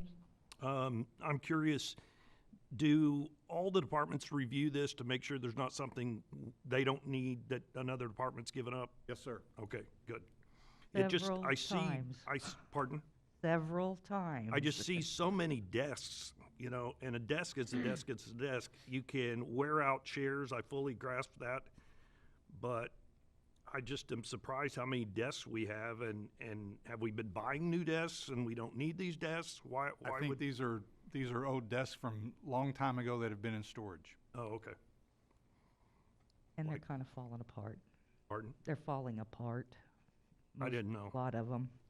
Metal green desk, I'm like, that sounds like the 1950s or something. It is very possible.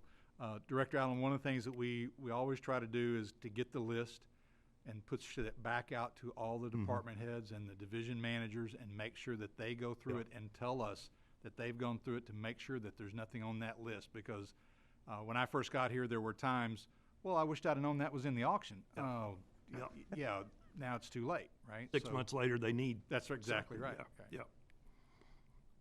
Well, what's old is coming back. What's old is always coming back new. So I just wanted to make sure that. I don't think the metal desk is coming back. Yeah, no yeah, offense. yeah. No, that's the only question I had. Thank you. Anyone else?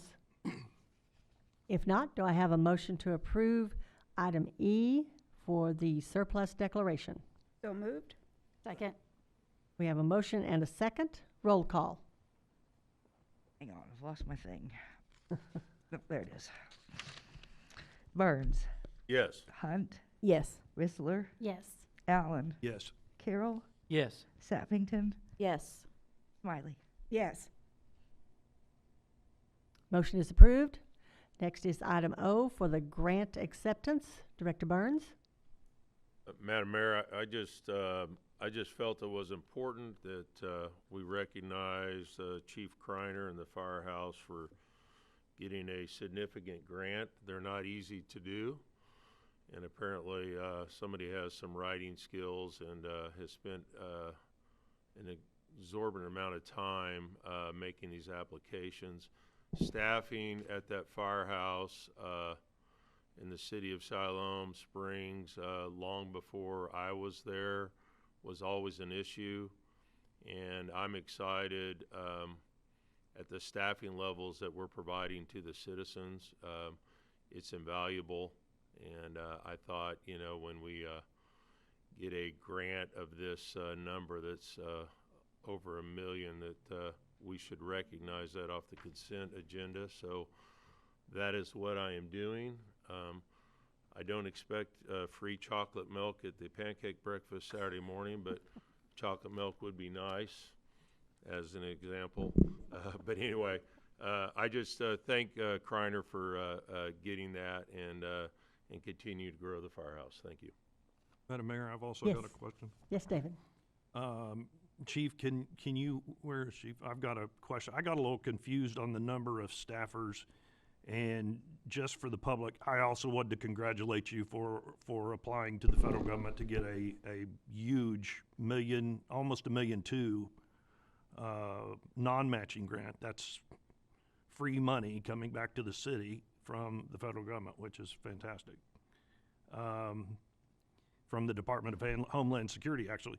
It's providing 6 new positions for 3 years, right? Correct. The second paragraph, I got confused. It says the 6 new positions will increase the daily minimum staffing to 15, but then it says the 2023 budget is requesting 3 additional firefighter positions. And so I got confused because there's 15, but then it looks like if we're adding plus 3, your next sentence says the staffing goes to 16. Correct, yes, Director Allen, that's a good question. So we operate off of a 3 platoon system, so 3 shifts. So on a 24-hour day, we have a third of our operational staff on duty. So if we hire 6 new people spread out over 3 shifts, that's 2 additional people for that day. So in the SAFER grant would allow us to move from 13 per day to 15 per day. And then the 3 in the budget would apply 1 more person per Okay, shift so and the take it to 3 do 16. not include you're not saying you're saying 3 more on top of the 6 that are coming with the, Correct, yes. okay. I wanted to make sure there wasn't some overlap and I was not reading it properly. Okay, thank you. That answers that. Appreciate it. And thanks again for Chief. reaching out and twisting somebody's arm up in DC. Thank you. Yes, Marla. Congratulations. Thank you. I know how difficult it is to write grants, and kudos. Thank you. And the city is better off for your skill. Thank you. Appreciate that. Anyone else? If not, do I have a motion to approve item O for the grant acceptance? So moved. Second? We have a motion and a second. Roll call. Hunt, Yes. Rissler, Yes. Allen, Yes. Carroll, Yes. Sappington, Yes. Smiley. Yes. Burns. Yes. Motion is approved. Thank you again, Chief. Next is our regularly scheduled items, ordinances. Ordinance 22-24, first reading, amending section 102-21 of the City Municipal Code, rezoning from I-1 to C2, the 800 block of Highway 412 West. And looks like Ben is not here. Don, you're up.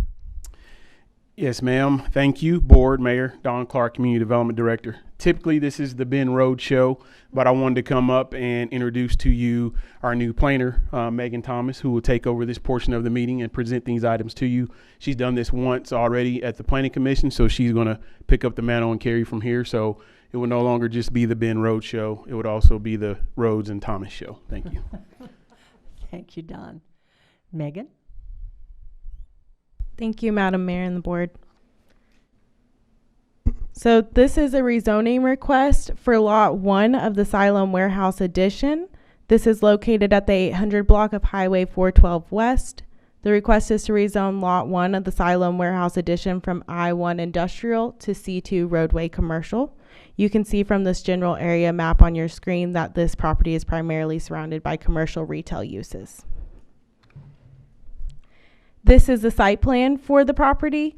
This, as I mentioned previously, this was part of the Siloam Warehouse Addition that was previously approved in May. The future land use is calling for this area to be regional commercial. Therefore, the proposed C2 zoning is in line with the intent for the property. And this is the aerial view of the property. You can see we have South Carl Street and then West Highway 412 right there. Staff is recommending approval of this request with no needed conditions. If you have any questions, I'm available. Thank you. Thank you, Megan. Is there anyone in the audience that would like to address ordinance 22-24? There is not. Directors? Questions, comments? There being none, do I have a motion to place ordinance 22-24 on its first reading, suspending the rules, reading title only? So moved. Second. We have a motion and a second. Roll call. Was Lisa the motion? Yes. Okay. Thank you. Rissler, Yes. Allen, Yes. Carroll, Yes. Sappington, Yes. Smiley. Yes. Burns, Yes. Hunt. Yes. Motion is approved. Next, resolutions. Madam Resolution 57-22. Madam Mayor, I'm sorry. may I Philip, read the, may you I may read the read. ordinance? I'm sorry. Thank you.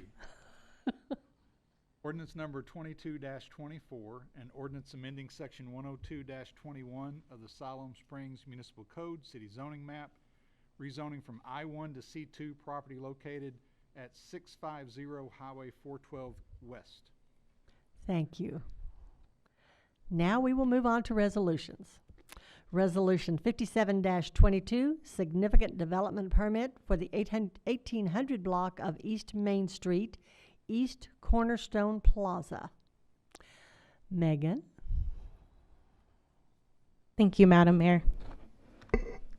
This is a significant development permit request to construct an 11,000 square foot commercial retail and office shopping center within 2 separate buildings. This project is located at the 1800 block of East Main Street. As you can see from the general area map, we have South Country Club Road over here to the east and South Skillern Road over here to the west. This is the site plan for the proposed development. You can see we have 2 different buildings here. Building number 1 is 6,000 square feet and building number 2 is 5,000 square feet. We have 2 proposed drives accessing South Skillern Street over here to the west of the property. We have a proposed detention area over here in the southeast corner of the property, and they will be having a dumpster with screening over here in the northeast corner of the property. As a condition of approval for this project, we will be requiring that the applicant construct a sidewalk along South Country Club Road over here to the east of the property.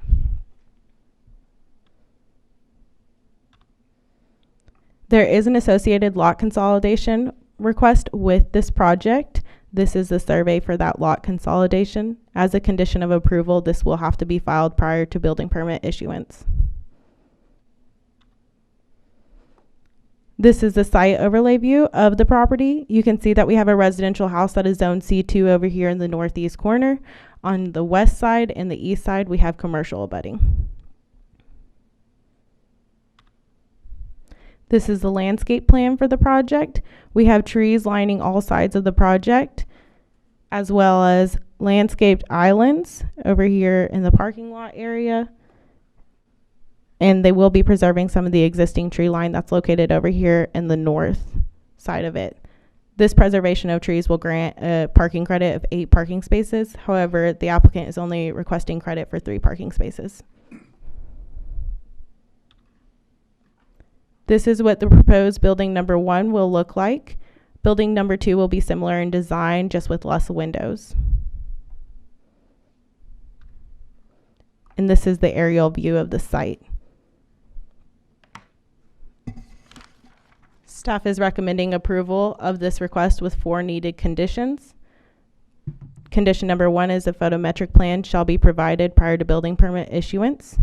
Condition number 2 is a sidewalk that was previously mentioned shall be added to the east side of the site along South Country Club Road, and this will need to be shown on the plans prior to building permit issuance.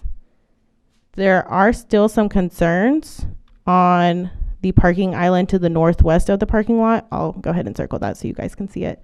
We're discussing this parking island. So there are still some concerns on the turning radius for large emergency vehicles with respect to the parking island located on the northwest side of the parking lot.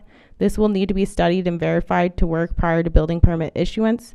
If there is an issue with this, the applicant will need to reflect the alteration to the island on the final site plan with architectural plan set.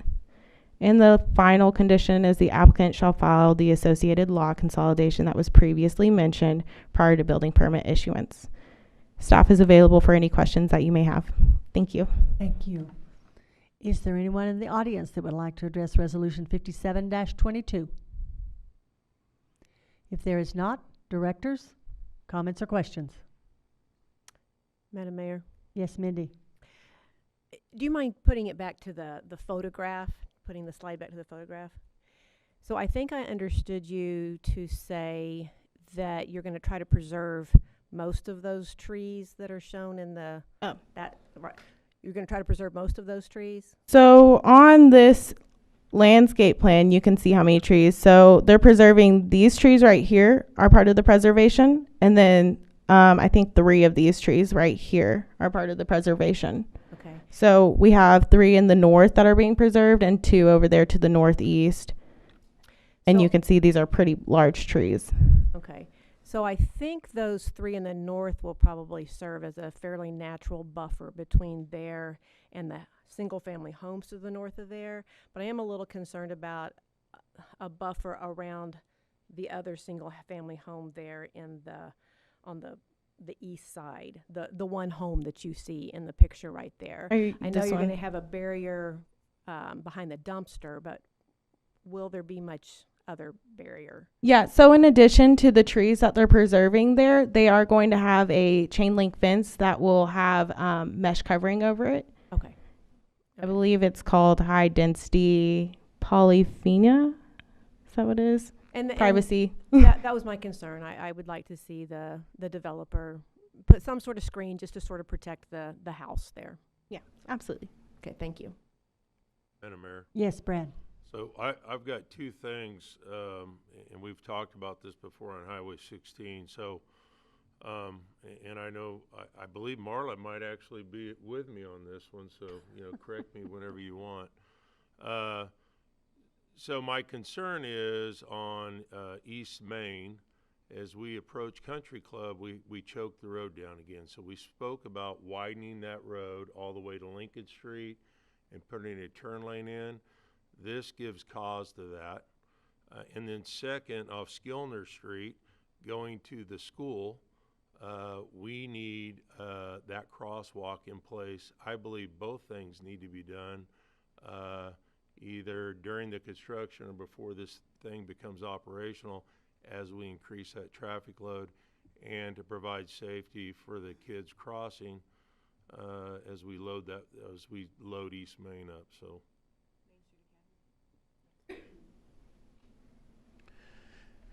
Great comment. A few weeks back, I believe Director Sappington brought this up about the needed crosswalk in the area, and I told her after the meeting we were already planning on it and put it out to bid, and I believe they're starting work on that crosswalk this week. How about the expansion of the road, that short section?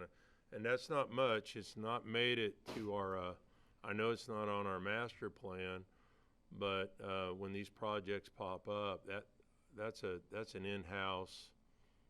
It's not that complicated of a thing, I wouldn't think. I remember it coming up before, and we may have dropped the ball, but I will get with staff this week and look at it. It may be as simple as striping, because I think the width is there, if I'm not mistaken, but I can't promise you that that's as simple as that. I wasn't looking at I was looking at the maps on my phone to make sure I had that all lined up. It is there. I do believe we're going to have to add a little bit extension on the pavement if you look at the measurement on that, and it's not much to do, but it would be significant. Anybody that travels East Main, even now with what we have with, we've got the church on the corner, they've got an academy during the school where, it's that plugs up, and that turn lane would help significantly on that section of East Main. Or at least having it match up with what's coming in from the east. Madam Mayor. Yes, Marla. I agree. Hang on. Write that down. No, most definitely, there's always been a concern of mine there at the Country Club East Main, because it goes from 2 to 3. Where do you stop? Where do you go to turn? And it's going to help the golf course too. So, but I think that as traffic starts to come in there, we're wanting to beautify, make things better. Well, my priority is the children, and there's kids walking to school, and we're going in the right direction, requiring the sidewalks on the side streets. But it wouldn't hurt to have it on both sides of East Main. Thank you. Anyone else? Philip, do you have any comments on where we are? I think Director Burns is right. I don't think the width is there on all of East Main, but what I'll do is sit down with staff this week and try to get just a very generic dollar amount and bring that back. And if the board wishes to add that to capital projects in 2023, you can approve the budget subject to adding that and likely be a contractor job. So we'll do our best to do a quick, We may not hit the right budget for that because it's such a quick turnaround to do engineering on it, but we can get close. Thank you. Anyone else? If not, do I have a motion to approve Resolution 57-22 with the conditions listed by staff? So moved. Second. We have a motion. I'm sorry, Renee And- had to leave, so I have to take the notes now, Okay. so. So- Who made the motion Director Reed, or Carol. Director Reed, Carol. and seconded? Thank you. Roll call. I won't follow Renee's order, so I apologize. Director Hunt, Yes. Director Burns, Yes. Director Sappington, Yes. Director Ressler, Yes. Director Carroll, Yes. Director Smiley, Yes. Director Allen. Yes. Thank you. Motion is approved. Next is Resolution 58-22, Significant Development Permit for 44,171 Highway 412 East, Taco Bell. Megan? Thank you, Madam Mayor. Okay, this is another significant development permit request. They are requesting to construct a 2,267 square foot quick service restaurant. This project is located at 4171 West Highway 412 East, just west of the new Jiffy Trip that's currently under construction. This is the site plan for the proposed project. On the left, you'll see the general zoomed out site plan, and on the right, you'll see the more zoomed in version so you can see a little more clearly the details of it all. As you can see, they are proposing 2 driveways. They have one to the south that will be connecting to the Jiffy Trip front access that was previously approved with that significant development. And on the east, they will be connecting over here to the Jiffy Trip parking lot area. It should be noted that an access easement agreement will be required as a condition of approval for this project to connect on that east drive to the Jiffy Trip parking lot. They also will have a detention area. This is an existing detention that was also approved with the Jiffy Trip project. They will have a dumpster screened in the northeast corner of the site.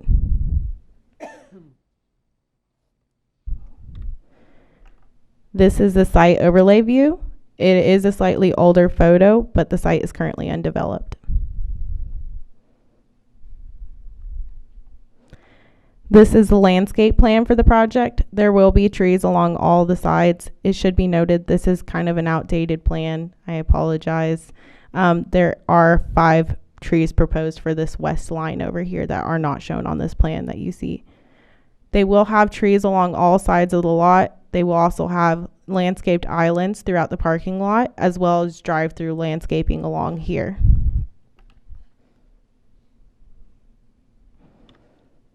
Here's the front and east side elevation for the proposed building. And this is the overall site view for the property. You can see Jiffy Trip just over here that's currently under construction. This red line that you see on the screen is indicative of the future property line. This project is going through a property line adjustment that is currently under staff review. That will be a condition. Actually, sorry, I lied about that one. I was thinking of East Cornerstone. Apologize.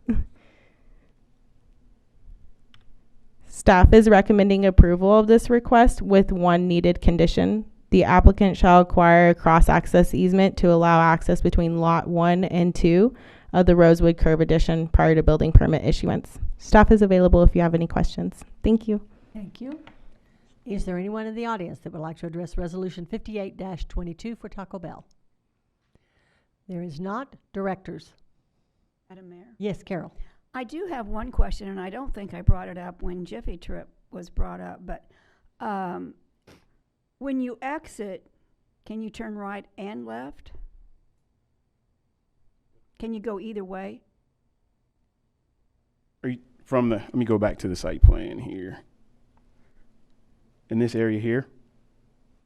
When you're exiting Taco Bell? Yeah, so if you look at the area that I circled there, you would be able to go right and left. That is outside of the area that RDOT had concerns with, and we did as well. So there's not adding a new access. It's the one that was already approved for Jiffy Trip. Okay, that was my concern because it does sit so close to the curve of 59. Absolutely. Okay. And Jiffy Trip didn't have a problem on that either? Exiting the Jiffy Trip? Yeah, so they that's a great question. So they were when they came through to start to develop the property where Jiffy Trip was, staff was up front with them that we were going to be very I want to say tight with the drive access, and so they understood which is the need for the cross access agreement at this location, as well as to the lot that's to the north that sits between them and Atwoods as well for future development. I as soon as it started going in, I thought, boy, that's going to be tough to get in for a convenience store gas station. You would want to go in one way and go back out another way. I just saw the 412 exit entrance being so close to that curve that is there actually two of them in front of Jiffy Trip? So those are old drive cuts. Okay. So a couple of those will go away, and then also up here, Director Allen, as you can see, I'm gonna circle it here. That access at Atwoods is also going to act as access to the site. Where will you go in and out of Jiffy Trip on that picture? Off of 412? I believe, and Justin, correct me if I'm wrong. I believe, of course, the one that I circled down here somewhere, which is going to be the same one for the Taco Bell. Oh. And there's, that's it on 412, isn't it? That's it. Oh, there's only the one? That's it. Okay.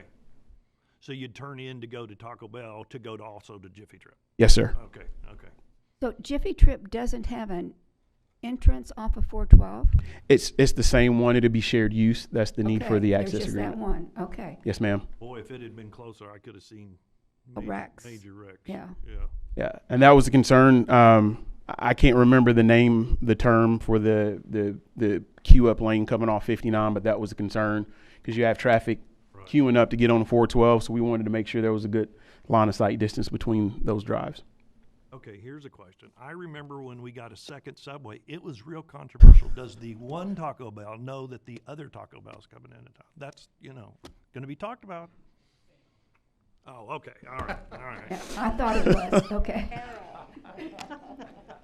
I figured it was. I just didn't know. Madam Mayor, Yes, Brad. I will say this about the second Taco Bell. My mother lives in Ravenwood. There's a lot of retirees in Ravenwood. And I know Pete Davis is now doing Taco Bell commercials, but they need to reach out to the senior community. Apparently they're addicted to Taco Bell at a high level. And now she could leave Ravenwood, not have to cross 412 and make a little loop and then go down Simon Sager and stay out of the traffic and she can get her fix. And I'm excited about that. I'm not a massive Taco Bell person, but the aging community loves Taco Bell. So I'm excited. The product I love is the Mexican pizza, and for it to be blamed on supply chain as to why we haven't had them 6 months and probably not going to have them until next year, I'm like, it's a tortilla shell with beans inside of it. It's back. I mean, did those come from China or somewhere? I don't know. I just thought, wow. You do know it's back, right? Pardon? You know it's back. No, is it back? It's back. Oh, I didn't know. Well, this was several months back, and they at the Where drive-thru have they you made it been? out like it's going to be a long, long time. So It's here. okay, all right. I haven't been buying a while because that's the only thing I ever get. Thank you, Mayor. Yes, you're welcome. Anyone else? If not, do I have a motion to approve Resolution 58-22 with the listed conditions? So moved? Second. Did you get that? Yes. Roll call. Director Allen, Yes. Director Smiley, Yes. Director Carroll, Yes. Director Ressler, Yes. Director Sappington, Yes. Director Burns, Yes. Director Hunt. Yes. Motion is approved. You notice when Renee does it, it's just our last name. He's like director. He's very proper. Yeah. We'll also notice I'm just going back and forth. Oh, That's I all know. I'm gonna do, Yeah, that's so. easy. Yep. Yeah, that's exactly right. Let's It's just hope easy. Renee can read his handwriting. That's what. Yeah. We're counting on that, aren't we? Next is Resolution 59-22, fee waivers, Siloam Springs School District Administration Building. Who is presenting this one, Philip? Thank you, Madam Mayor. So the school district received approval back in July to build their new administration building, approximately just over 20,000 square feet. So they've been working with staff to get through the building permit side of it and get all the plan reviews done and the permit fees calculated. The school district and the city have had a long-standing partnership over the years with sharing the cost for school resource officers, the district's use of city ball fields and soccer fields, the city use of the district's gyms and athletic fields for youth and adult league events facilitated by the Boys and Girls Club. And we've had a shared interest in developing the high school and Progress Avenue, along with Tahlequah Street, and the city access to those buildings and those parking lots for training by police and fire. So in that spirit of, in this case, sort of a public-public partnership, the school district is requesting that the city waive the building permit and the water meter fee. Now, the fees, the amount of those fees that are in my memo were early estimates that I was given, and so I asked staff to really nail down between the time when I found out that those were estimates to nail down what those fees were closer to be. The estimate was early on at $36,000, and that was with staff extending the water mains and staff doing the tapping of the water mains. So the contractor's actually doing that for the school district. So rather than $19,800 for the building permit fee, that permit fee is really closer to $15,000. And being that the school district's contractor is installing the water mains and doing the taps, that cost won't be there, and the only cost is for the water meter. I don't know yet if it's a 1-inch or a 2-inch, but a 2-inch water meter is in the price range of just over $1,100. So waiving these permit fees really is closer to less than $16,500 rather than the $36,000 that was originally in my budget. Mr. Shane Patrick is here. He's the assistant superintendent of the school. If you have any questions about their process, he'll be happy to speak to it. But that's the request by the school district. Mr. Patrick, I don't know if you'd like to speak, but the floor is yours.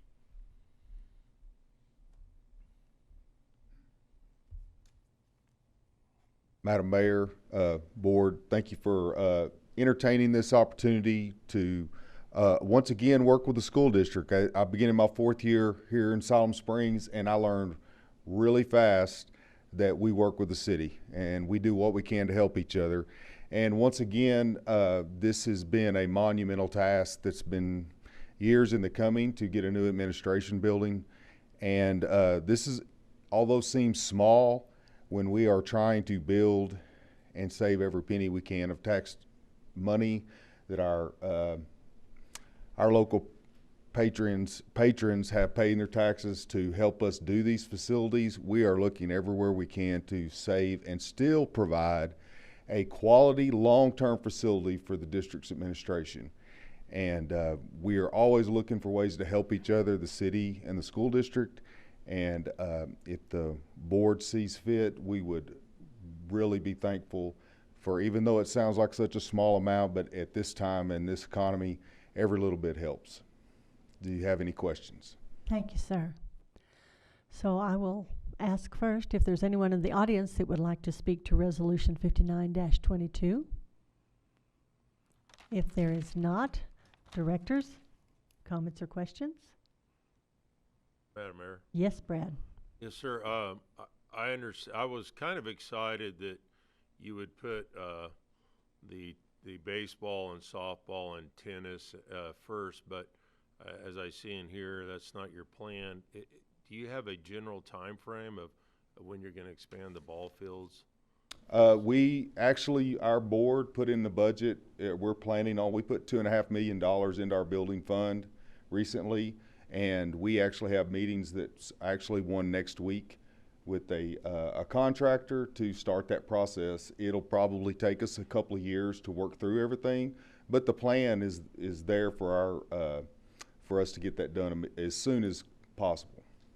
The whole thing's exciting, but that's kind of the last piece of our sports connecting back to the school, and Buttsfield's has been good, but I know your program's expanding, so Yes. thank you for that information. I appreciate it. Yes, sir. And then right after that, I will say the board our school board has made it our priority. The next project along that way would be an indoor athletic facility to house not just football, but for track and field and baseball and band. And it was in the original plans with the school when it was built and had to be set aside, but it is the next project after baseball, softball. Any plans for a 100-yard swimming pool with swim lanes? I don't know, I'm just throwing it out there. You're going pretty big on me, so. Yeah. Anyone else? Thank you, Mr. Patrick. Appreciate that. Thank you. So, board, if no other questions, do I have a motion to approve Resolution 59-22? So moved. Second. Roll call. Director Hunt? Or you could start with Burns. No. Yes. Director Burns? Yes. Director Sappington? Yes. Director Wrestler? Yes. Director Carroll? Yes. Director Smiley? Yes. Director Allen? Yes. Motion is approved. Next is contracts. Contract approval for our fire department, outdoor warning siren system replacement, ATI Systems, $222,748.01. Chief Kreiner. Thank you, Mayor and Board. Jeremy Kreiner, Fire Chief. Before you tonight, it's a contract with ATI Systems. This contract will allow for the replacement of our outdoor warning siren system. So earlier this year, we put out a request for proposals. We received 8 responses on that request. The breakdown of those costs are listed in your packet. The one we selected was ATI Systems, and that's based on a lot of the factors and amenities that the system provides for us. As I said, the 12 sites would replace our current 8 existing sites. It would add 2 new sites in the middle of the city and one of the outlying sections of the city as part of our growth, and also provide for 2 other sites, one being at the City Kayak Park and one being at City Lake, areas currently that are not covered by any outdoor warning siren. With that, staff is available for any questions. Thank you. So, directors, any comments or questions on this contract? One from the audience. How about the citizens? Is there anyone in the audience that would like to make a comment on contract approval for our fire department? If not, directors? Yes, David. Madam Mayor, Chief, I've got some questions. Looking at the overhead map on about the 4th or 5th page in of where our current tornado sirens are now, it seems like there is a lot of redundancy and overlap across the middle, from the cemetery to Bob Henry Park to Armory. There is nothing in the northwest corner, and I can tell you where I live, I can't hear the one at Cemetery or the Aquatic Center. The growth of the city with Mr. Crine developing a lot up in the northwest, I would think we would be looking up there. I think it's a good idea for the city lake because the people in the north, I call them the panhandles, up there on the north side would be able to hear more. But on the south panhandle, we don't have anything down there at all. The 2 that are just north of that, where Franklin and the storage, P&R storage, don't reach that far. And I'm pleased you're putting 2 in the middle of the city. I don't understand why we're putting 1 at the kayak park. There are no Siloam residents that live at the kayak park. People that are there are already going to be aware if there's bad weather. Majority of people that have told me we need these are ones that are in their house and need to be able to hear it, especially seniors. I just want us to do this right, and if we have to add more than what we're planning, I think we should add more than we're planning. But I don't want us to just be putting some where some board members have a favorite place like a kayak park or something. There's no resident down there. I'm sure the people that live there with the county, if we're gonna do that, maybe we should get some county money for it. But there are no Siloam residents there, and therefore I don't think that is a requirement for us. The other thing, I don't think we have to put it on city land. We have an easement, a right-of-way easement, and it seems like the majority of these that are already here, however long ago they got put in, were put in because we own the land where they're at already. But with a light pole easement, I would think we could put them wherever we feel we need to. Now, I understand these are gonna project a lot more and not just, you know, they're gonna go, aren't the ones we have now just one direction? They are one direction, but they do rotate. Oh, right, but these are Correct, yes. more- Omnidirectional is the Yeah, term, yeah. yes. So I understand that. I'm just not positive that, I mean, it concerns me, should we not have an engineer look at this to say where your growth of your city is, you should be considering at least spreading some of these out. Because I see this middle downtown area just seems like it's overlapped a lot. And that concerns me, especially for the parts of the city that aren't getting covered currently, even with the new ones. So, yeah, I'll try to take as many of those as possible, and if I forget one, let me know. ATI Systems actually stands for Acoustic Technology, Inc., and so they designed this system with their acoustical engineers. So an engineer designed the system based on where it needs to go. And so where they're placed is really based on their recommendation. The kayak park itself, these are outdoor warning sirens. So we have tried to very explicitly let the citizens know these are the expectation for any outdoor warning siren system is not for them to be relied upon inside the residence. And so the reason that the kayak park and City Lake were chosen as sites was because currently there is no infrastructure out there in place to warn those citizens while they're outdoors in that environment. And so those were two logical areas that are city limits, city-owned property that were currently not covered. So that's why those two specifically were included in there. And the other 10 sites that would be located within the city, again, was based on the acoustical engineer that designed the system. But they obviously used the already laid out locations we have now. Correct.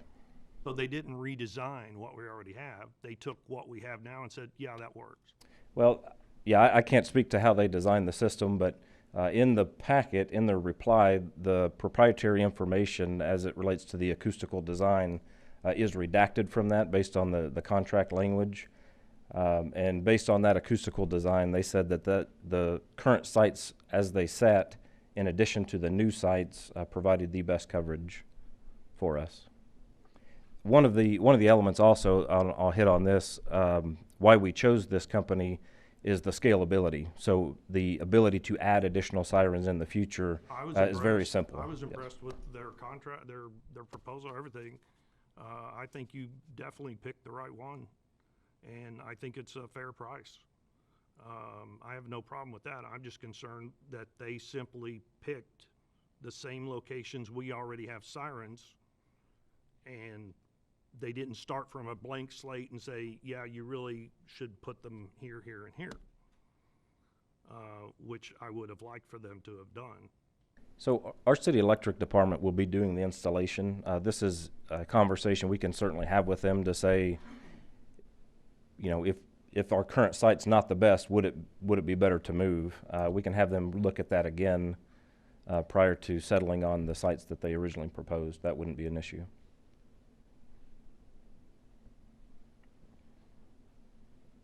You see where I'm talking about the South Panhandle, even though it's not a big section of the city, there's nothing reaching down there at all. And there's tax-paying citizens right down there. I'll be happy to touch base with them again. Anyone else? Yes, Lisa. So, when I worked for IT, a lot of times when we would have to do presentations for the wireless, we would always we were required to give a radius. Did they give you any kind of image that has the radius of these sirens? They did, yes. And the breakdown, like I said, it is redacted in the packet because it is proprietary to their company. And so based on the contract language, they asked that be redacted. Well, but in that redaction, there are a radius based on 60, 70, and 80 decibels surrounding each site. okay, and it shows the picture, and it gives the round radius of... Correct. Okay. Yep. I think that would have been easier for people to understand than the actual just numbers. Right. Madam Mayor, Yes, Marla. I agree with Director Rissler. If we could have seen the overlay map and the radius where it goes, and there's several different elevations within our city. It's just not flat, too. And that should be taken into consideration as well. But we need this. We want to do it the best that we can, and I know you will. Thank you. Anyone else? Madam Mayor? Yes, Brad. I remember the conversation when this first came up, and we talked about doing away with the sirens, and obviously we're not going that direction, but outside of this siren, I would just encourage the fire department to continue to have people use red alert. There's a lot of different technology out there. I'm not going to say sirens are obsolete, but technology is a little different now, and we have some things out there available, and I think in the future it'll come back to whatever board is on to continue to develop the warning system to the best of our ability, and so I appreciate this work, and I think you'll have some work in the future as technology keeps changing. So thank you. Anyone else? Madam Mayor, Yes. thank you for your due diligence on this, Chief. Thanks. Madam Mayor? Yes, David. So just a question, Chief. This is self-monitoring, so there's not going to be weekly tests with this, right? Or will there still be? They do recommend still to do a monthly test is what we're currently doing, yes. Okay. But Do we do it weekly now or monthly? Monthly, the Okay. first Monday of every month, yep. I get complaints about Right. it, and so I didn't know if we would still have that happen or if that part where it talks about self-monitoring would eliminate that, so. Yeah, they still recommend it does the self-monitoring, but they do still recommend. Works, yeah. And as I said, I think it's a fair price. I just want to clarify for our audience that we are still, at city costs, spending $30,000 for the poles. So it's 252 actual, it's 222,000 to this company, but it'll be another 30,000 at our cost just for the poles, that we need to put it on, the equipment for that. I thought you got a good wide range of bidders. I don't think you could have done any better on this, and I liked the choice of who you got, and I liked how many people you had chime in on it. You know, you didn't just say, yeah, this is the one. You had a lot of people in city staff look at it and say, this comes off as the best, and it's pretty obvious it's the best choice for us. I would like us to consider additional ones. And as Lisa was saying, Director Rissler was saying, this map only showed us where they are now. Right. And if we had the whole thing, all of the proposed ones laid out like this too, it would have helped. As well as, I know it's proprietary, but just for us to be able to see the circumference of where the decibels will be reached would be a big help. If you could provide that, would be a big help to better understand. Okay. And I am glad we can add these more. We can add more, right? Correct, yes. Yeah, because as our city grows, we've got to be able to count that into effect. I mean, we're already looking at north up 59 and further out by Bruce Rutherford Road and north up by Lawless Road, so we've got to take all that into account. But another great job, Chief Kreiner. Thank you. Thank you. Thank you, David. Anyone else? Lisa? Thank you, Jeremy, for all the work that you put into this. I was gonna ask something, I don't even know what it was, it just left my mind. For the citizens that are watching this, a lot of times they don't catch everything because a lot of it's in the memos and in the packet. But if you're just watching it from online, they don't get all the details. This is an automated system hooked up to the National Weather Service, and it automatically goes off, and if it fails, we can override the system. Can you kind of give a quick, Sure. so the citizens understand the value of this system? Yeah, definitely. So the system is integrated with the National Weather Service to overlay polygons. So if a tornado warning polygon, when they issue those out, if that hits a portion of the city, it will automatically activate the outdoor warning siren system. So yeah, it is somewhat, I don't want to say fail-safe, but it does also have the manual options as well. So if we, for whatever reason, the National Weather Service is slow in issuing the polygon, we do have the ability to go in and manually activate the system. And we'll keep the same practices in place where we have somebody monitor. Correct, yes. Anyone else? Thank you, Chief. Thank you. So with that, do I have a motion to approve the contract for the outdoor warning siren system for $222,748.01? So moved. Second. We have a motion and a second. Roll call. Director Ressler, Yes. Director Carroll, Yes. Director Sappington, Yes. Director Smiley, Yes.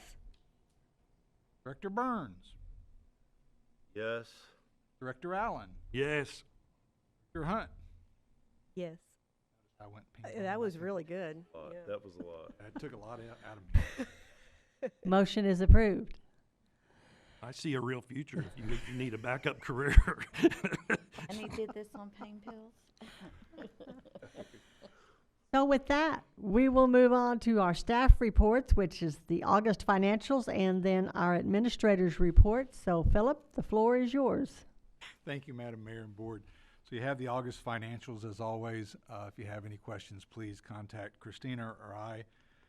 My administrator's report includes 3 expenditures: $33,760 for 8,000 gallons of Jet A fuel at the airport for resupply. In the fire department, $46,392 for an emergency response staff vehicle. That was all in the budget. And in the electrical department, $47,616.40 for thermal detection traffic signal system intersection at Lincoln and East Main. And then my second item on that list has a lot of information in there.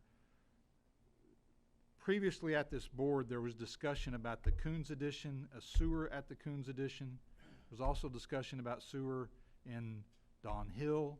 There was also discussion about sewer for Country Acres Phase 2.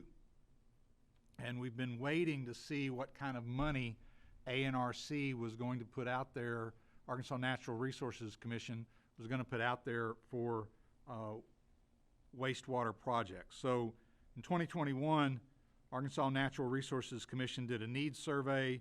On the wastewater side, they identified statewide over 500 projects with almost a need of $2 billion. ANRC has just recently been granted $135 million of ARPA money by the state for wastewater projects and stormwater projects.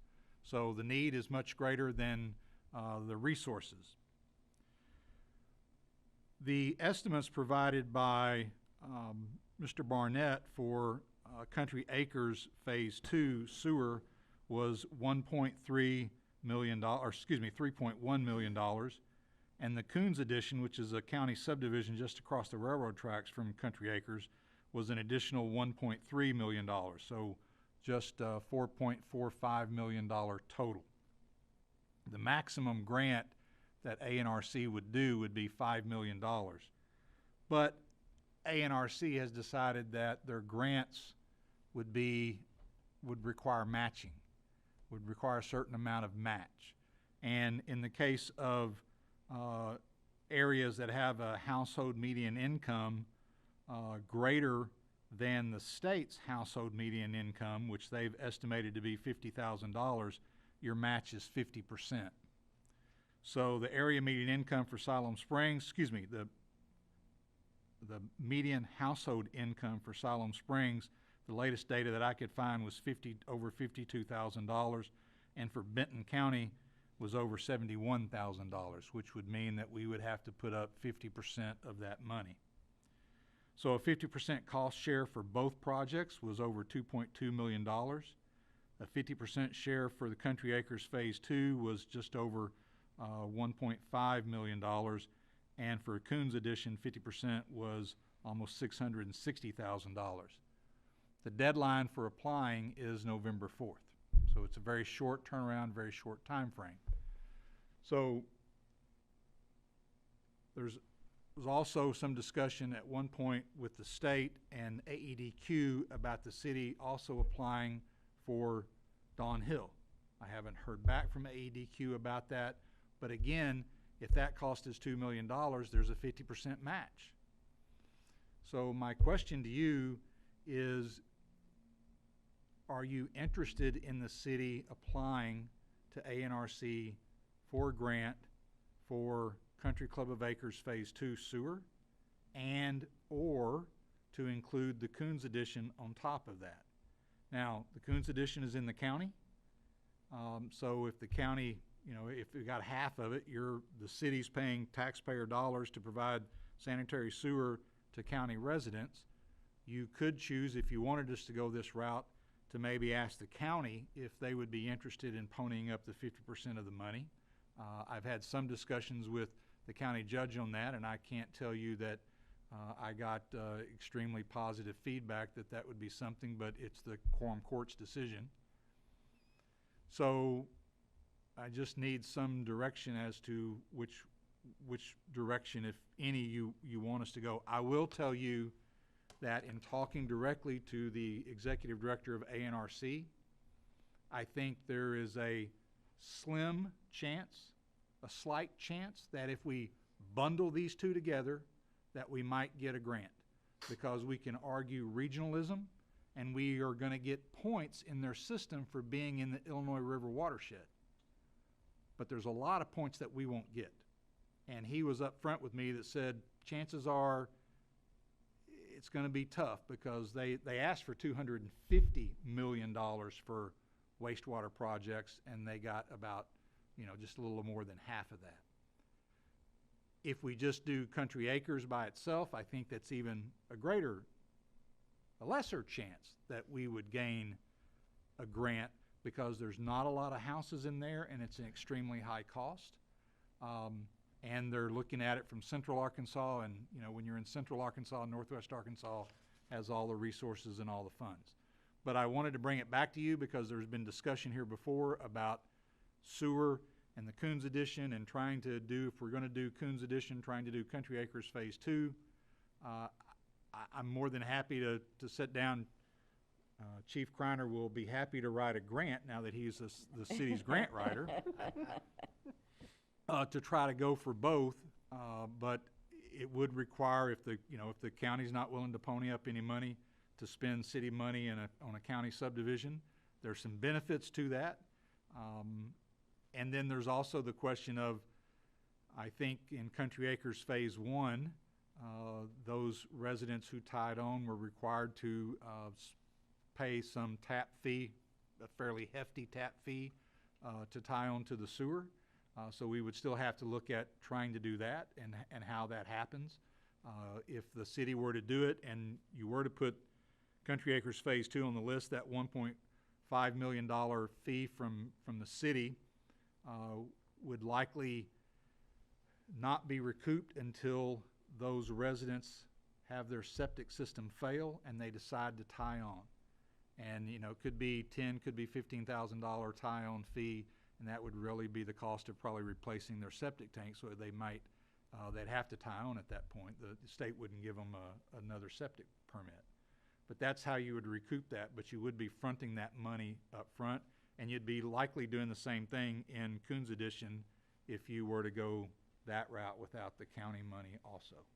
So, if you're willing to have some discussion before you go into your director reports, I just need some direction because the clock is ticking on November 4th. Madam Mayor, Thank you. Yes, Lisa. I have some questions, Philip. So I've heard of different scenarios on the country acres, and I know that some people put a lot of money into being able to hook up, but I've heard that some people have put money into it, but they have not got their money back, and they never got to hook up. How does that affect those costs? What have we done for those people? I'm not Have we aware looked of- into it? I've never been told a single time that anybody paid money and did not hook up. So if you have knowledge of somebody that has done that, please ask them to contact me. So maybe, Again, I have not heard that. This is the first I've ever heard of that. okay. But if somebody has paid money up front and the sewer never was provided to them, one or two things would have to happen, in my opinion. If we go this route, then they've prepaid, obviously. If we don't go this route, I would arguably say that the city probably ought to return that money back to the individual until the certain time that sewer is provided. Now, there are individual lots that I'm aware of in Country Acres that have access to the existing sewer that have never tied on. So I can't, until I look at a plat and look at which lot specifically we're talking about, I can't answer any of those. But that's never come to my attention. So there's no way to audit the finances of that project? I'm sure there probably is a way, but that was a long time before I was here, but we'd have to go look. But again, what I would want to know is everybody who says that they've paid, we would go look and find that payment. And then I'm go just from thinking there. of people that their parents have lived at, because that's an old subdivision. Yes. And there's a lot of older people there, and a lot of young people, I'm not saying. But what if... Thank you. I forgot Me you too. were there. I don't know which one I am, but thank you. That's not what I meant, but what if their parents had passed away and they didn't know? So wouldn't it be shouldn't we do our due diligence to look and see, wait a minute, where have we failed in this process? I'm more than happy, but what I'm asking you is if there's somebody who believes they've paid, if they will reach out to me, we will find out. Yeah, okay? we will. But I was just wanting to see if there's any way, if there's others that could be missed, because I want to make sure we do what we're supposed to. I don't want to promise something that I can't deliver because Christina's not here. But I'll be happy to talk to her and we'll do some research. Yeah. As somebody that lives out there and went through that, my understanding, because this is what happened to me, it was paid by adding on to your electric bill. So I would think you could look and see if somebody had an adjustment to their electric bill for that cost for a period. I can't remember how many years. To me, it seemed like it was 3 years.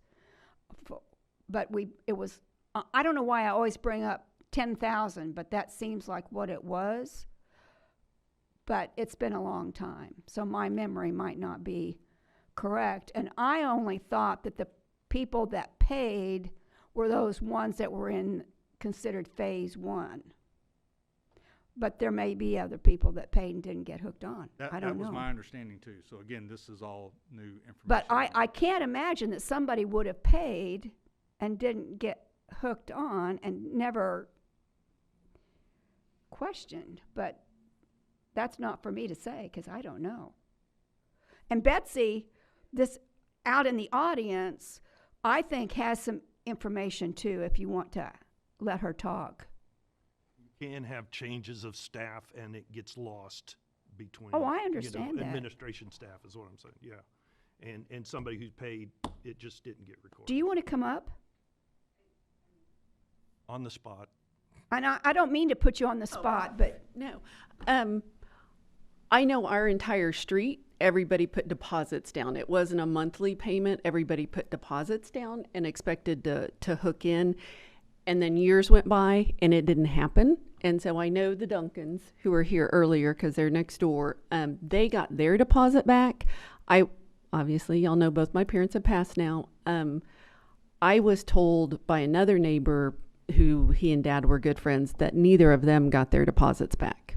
So I was going to give Mr. Patterson my information and their information so he could check on it. So it wasn't But a total amount, it was it was a a partial. deposit, right? And there were a lot of people who wanted to hook on, and the city started, obviously, but then it just stopped. They never came back. Nobody knew what happened. And then that's when Mr. Duncan started asking for his money back a few years after he realized nobody was coming back. So there are a lot of people who want it. There were a lot of people back then that wanted it, Right. but there were also people that did not want it. And my understanding was that once they did phase one, the rest of them did not want to. Yeah, they didn't finish phase one because there were a lot of people who wanted it, and it, like I said, they put. I thought my street was the only one that was phase one. I'm sorry.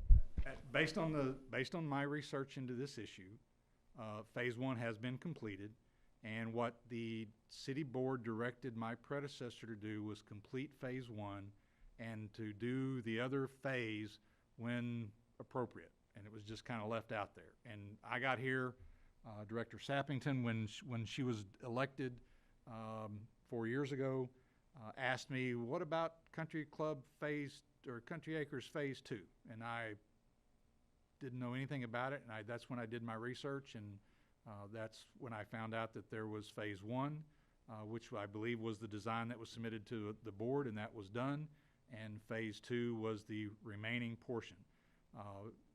Best that I could gather, it looked to be like the phase 1 really was intended to go down to the church camp and lift everything back, and that's pretty much the eastern third, for lack of a better term, of Country Acres, and the western 2/3 don't have city sewer. That's pretty much my recollection. I have a big system sitting in my backyard Have a that connects to the camp, because I think they already had existing sewer at the time. But I mean, I'm happy to go back. I can tell you that when I purchased my house out there, I made sure that it was on city sewer. And I think at that time, we found out that they had never been charged. They had paid, but they weren't being charged a monthly fee. So I didn't want them to start being charged a monthly fee till I closed on my house. But that I don't know what happened, Director Allen, with the records and who did what I was back just saying, then. I didn't mean this. No, I meant I understand. Yes, in any organization. but it's the idea of I've had one gentleman who calls me on a regular basis from Country Acres asking about it. His septic system is not failing yet, but he is interested in, when's the city going to do it. I think there was I asked for a design one year, and staff came up with a design that required another bore under the Kansas City Southern Railroad, and that, Madam Mayor's already shaking her head, that is a huge undertaking. When we did the highway, when we did the Sherry Whitlock overpass, that almost didn't happen because of Kansas City not willing to give the city another easement to move the water line that the highway department was requiring us to move, and it was already under the Kansas City Southern Railroad. I think the design that Mr. Homeyer came up with on behalf of Mr. Barnett uses the same sleeve. Now, we have not reviewed that from an engineering standpoint, other than Mr. Homeyer's engineering to do that, to put a second line under that in that same area, in that same sleeve that's under the railroad today. So I can't honestly say that even the plan that was submitted is I mean, it's an engineering plan. Obviously, from an engineering standpoint, it will work, but we would have to verify it. But again, the real question, I think, is do you wish us to pursue a grant from ANRC either for Country Acres Phase 2 or Country Acres Phase 2 and the Coon Edition? And I'm more than happy to do that. However, you need to know that you're talking 50% match, and I do believe that the the chances of getting it are slim. So I just based on, because there's not that much money, and even combining them together, one of the comments that was made by one of the individuals that's on the committee that reviews these was high dollar cost, not a lot of houses getting sewer. And over in eastern Arkansas, for that amount of money, they could triple the number of houses. So when they, if we apply and they run through their grant program and do their points, the likelihood of us getting it is slim, with the exception of maybe getting points on the regionalism side, and because we're in a protected watershed area, which would be the Illinois River. I mean, we would get points for that. I have one more question. It said the total estimated cost for both is approximately $4,500,000. Is that correct? Yes. And the cost sharing would be 50%. Is that with a grant? Yes. Okay, and no, so then, excuse me, the total cost of both is as you round it up, 4.5, and the cost sharing for us would be 2.25. okay. And that's without the citizens paying the households not paying anything. Correct. So is it possible to set up like a sewer district where the citizens would pay something? It is possible to do a sewer district and to do an improvement district like that. Generally, you're gonna have to have a vote of those residents to put themselves into that, because that's in my humble opinion, it's the best way to do it, because that sewer district then would be created, and you would increase the property tax by a district tax, and whoever owns the property is paying that tax over a period of time. If you were to sell your house, the new buyer is paying their share of that tax until it's paid off, and the city isn't fronting all of that money on the front end. I mean, the city may choose to, if it's country acres that you're doing, and the 50% cost is 1.5. You may decide to front 750 and try to recoup 750 from those residents. But for a district, they would have to vote themselves into a district. Okay. And Philip, if we decided to do this and did not get the grant, it's 4.5 million. Correct. If you do them both, and then you've got right, the numbers if we- there if you do them separately. Yeah, and I can tell you in terms of the Coons edition, I heard Sue England bring it up over and over because she got calls all the time with the Coons edition. Am I right, Judy? Right. Because of sewer backup and just problems, and those poor people in that housing edition always have been dealing with that. So if you could do them both, I would be in favor of doing them both. But it's a question of if you're going to get that grant. I mean, and I've heard us talk for years about sewer districts, and that may be the way to go. And I would tell you that one of the things that you would have to do to, I believe, based on the information I got from ANRC, is you will have to likely pass a resolution committing your share of the money before we even as part of that grant application. They want to make sure if they're going to give you a grant that you've committed the funds. Out of curiosity, who makes those decisions on the ANRC? It's a committee of ANRC, and then I think it's also a committee of the state legislators. That's what I wondered, if it was state legislators that we could. But the ANRC goes through the point process. Yeah. Right. I have a question. Yes. Earlier, Philip, you made a comment that out at Country Acres, if their septic systems fail, the state is going to make them connect to the city? Is that what you mean? If you have sewer available, if we did this sewer project, okay, and the septic tank failed and sewer is readily available, the state will likely not give you another septic tank permit because sewer's right there. Okay, right? but I mean, as that's it how is, that's they how you can. have to slowly get rid of the septic system, right? But if sewer's not, if sewer's not within, I don't know the magic number, it might be 300 feet or 200 feet or 100 feet, then the state, there's no sewer system available, so the state has no choice but to renew the septic the septic tank permit. But if sewer's available, I doubt the county or the state or whoever oversees those permits is going to renew a permit when you have sewer available, city sewer at least. And I will tell you, they will not. We experienced that whenever they brought sewer down our street, and whenever our septic tank failed, We didn't have a choice. We had to hook on. So, And if I remember right, when we were doing this phase one, it was all or none. Everybody had to connect. You didn't have a choice. Because there was that fear that some would and some wouldn't, and the city would not get. And there's, there's ways to do it. From a standpoint, it could be that if we did Country Acres Phase 2, that everybody who ties on immediately, your cost is, and I'm just throwing out numbers, don't hold me to this, but your cost is $10,000 paid over time. And after 6 months, if you decide to tie on after that, your cost is $20,000 paid over time, right? So you provide an incentive to get people to connect early. I've seen some projects done that way, but it's never easy. It's never, and for phase 2 with all the hills and hollers over there, it's not an easy project by any means. And I'm trusting Mr. Homeyer on his cost estimates. Again, we haven't peeled back the layers to verify those cost estimates either. Madam Mayor? yes, Mindy. I just have a quick question. The Coons Addition, you said that's in Benton County. Do those residents there get their electricity from Siloam? Madam Mayor? Yes, Brad.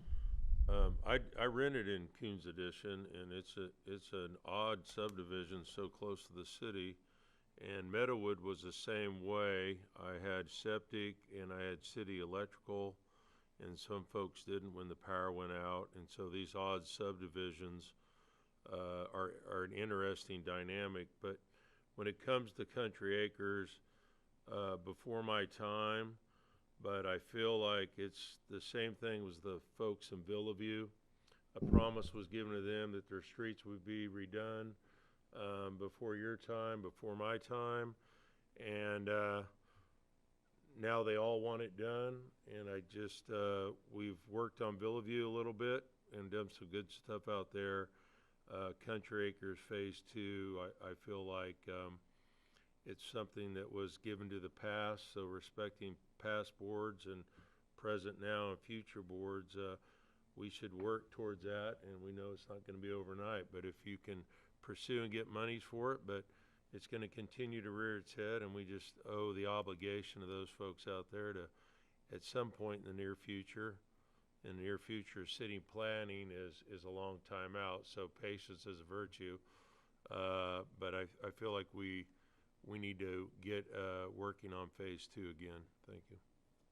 Thank you, Brad. Anyone else? Madam Mayor? Yes, Marla. I have mixed emotions over this. I know that it's a great need, but I feel like there's a lot of information that we need to gather before we jump into it. We haven't even talked to all the residents out there if they're interested, and I don't feel like putting them on the spot if we were to bring sewer to them that, you're going to have to do this. I know Coons Addition is in great need. They're in the county. Why can't we get them in the city first? And there's just, a lot of things. I agree that the grant money's wonderful, but I feel like there's a lot of unanswered questions and what ifs. And, before I step out on the icy pond, I want to know how thick the ice is. And there's just too much unknown for me to commit to it.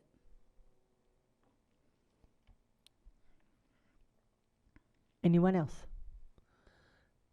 So, Philip, do you have enough direction from what you heard in our conversations, or do you need each director to? What I'm going to take away is that, based on what Director Burns said, I agree wholeheartedly. I'm not one who likes to make promises that we don't ultimately fulfill. Director Sappington's comments is true. There's a lot of unknowns. So I think at this point, it's likely the best step for staff is to start trying to work a plan and eventually come back to the board about how to fund it, how to talk to the residents, how to set it up, what that might look like for cost sharing, and not go after the grant and likely go after ANRC for a low-interest loan at some point in the future. Very good. That sounds like a good plan. Directors, do I see most of you are I think that's in a good agreement? plan. Okay. All right, Have a thank you. plan. Thank you, sir. So with that, does that conclude your administrator's report? Ma'am. Thank you. So directors, I will go to each of you tonight and see if you have anything that you would like to say or comments you'd like to make. We're going to start with Director Smiley and we will end with Director Carroll. The only comment that I would like to make, I wanted to congratulate Brett Duncan on his retirement and for his service with the city. And then I would also like to let the citizens know that there is going to be a Meet the Founders that is provided through the museum, and it's going to be on October the 15th at Park House, and it's in conjunction, I think, with the Sager Creek Arts Center or Siloam Springs and the museum. Yeah. That's all I have. Thank you. David? Yeah, I wanted to express appreciation, Lieutenant Brett Duncan and his family for being here, and his shift for being here for the recognition with his retirement. And I want to thank Philip for working with this difficulty in your physical rehab and still being on the job, and I appreciate it. And especially this amount of work you've been doing on this, not just this thing we talked about tonight, but also the Don Hill thing you've worked on. And these things are like almost no-win situations where you have to provide a solution for sewer and how to get people happy. And I know you've put a lot of time into both these things this year, and I appreciate what you've done. And as far and I'll just say once again, I congratulate Chief Kreiner on 2 great projects tonight. You did a lot of hard work, and I appreciate it. You did a great report. Both of them really good reports. Thank you. And that's it. Thank you, David. Mindy? Okay, I was not able to be here last time, but I did watch the meeting, and I think it was Director Rissler wanted my opinion on the selling of the land over in Oklahoma. And so I read all the information, listened to the discussion, and my opinion is that I think it's not the right time to purchase that property. So thank you for asking for my opinion, and that's where I stand on that. Just several thank yous and congratulations. Congratulations, Chief Kreiner, as we've already said, for that awesome grant. I mean, that's pretty remarkable. And of course, for the research that you did for the warning siren, that was a pretty big issue a couple of years ago, and I know we had a lot of concerns about that. And I also appreciate that you reminded us that it is an outdoor warning system intended mainly for people outdoors. With that said, it's also just a second level of security for those that can hear it indoors and might not have other options. So thank you for that reminder. Thank you to the city of Siloam, and I believe it was Arvest partnered with you all for the Hispanic Festival. Was it Arvest? There were a number of partners. Number of partners. Okay, I was out of town for that as well, but I love that idea. It meets one of our goals to provide more cultural opportunities for our citizens, and I read a report that it was a success, so I hope that's something that we can continue year to year. I want to thank Holland Hayden for her work for the city. I was not able to make it to her going away reception on Friday, but I just want to thank her publicly for all the work that she's done on behalf of the city and wish her the best in her future endeavors. And also want to thank Brett Duncan. As he said, we go way back. Of course, he's way older than I am. We graduated the same year, but he's way older, you know. No, we go way back, and I appreciate his service to the city, 19 years. That's a long time. And it was nice just to hear about his experience, too. I think I've said before that when we helped with a luncheon not too long ago, it was just really neat for me to see the camaraderie between the members of the fire department, and that was really on display here tonight. So I appreciate that. Thank you to the sanitation department for fall cleanup recently. Let's see, I think Homegrown Festival is this Saturday. And along with that is the pancake breakfast that I think you mentioned. So lots going on this weekend. And then I believe I saw a notice about fall or a cleanup day, Cleanup Siloam Day on October 22nd. So mark your calendars for that date. That's an opportunity for all of us to pitch in and do some cleanup around Siloam. So I look forward to that. And that's all. Thank you, I Mindy. got double time since I wasn't here last week. Brad? I don't know if I could follow that, but I will say about the Hispanic Heritage Festival, it was fantastic, even though the name wasn't mentioned. I will say this, and it's not very popular with folks, but I'm a big fan. I think it's time to start looking at beer gardens again at these gatherings. So there you go. I've said it. Tap into history is what's going to be happening, and it's a fundraiser for the museum. I unfortunately will be playing the role of Fred Bartle, and we'll learn more about him. It'll be interesting, but he was the mover behind the Chautauqua tent area or action in our part of the world. So it's historical characters, and I just encourage you, if you get a chance, to come pay some money and be entertained, I hope. It's hard to say. And then RWP is going to be doing a float trip Friday. I don't know if you'll be able to attend it, but Logan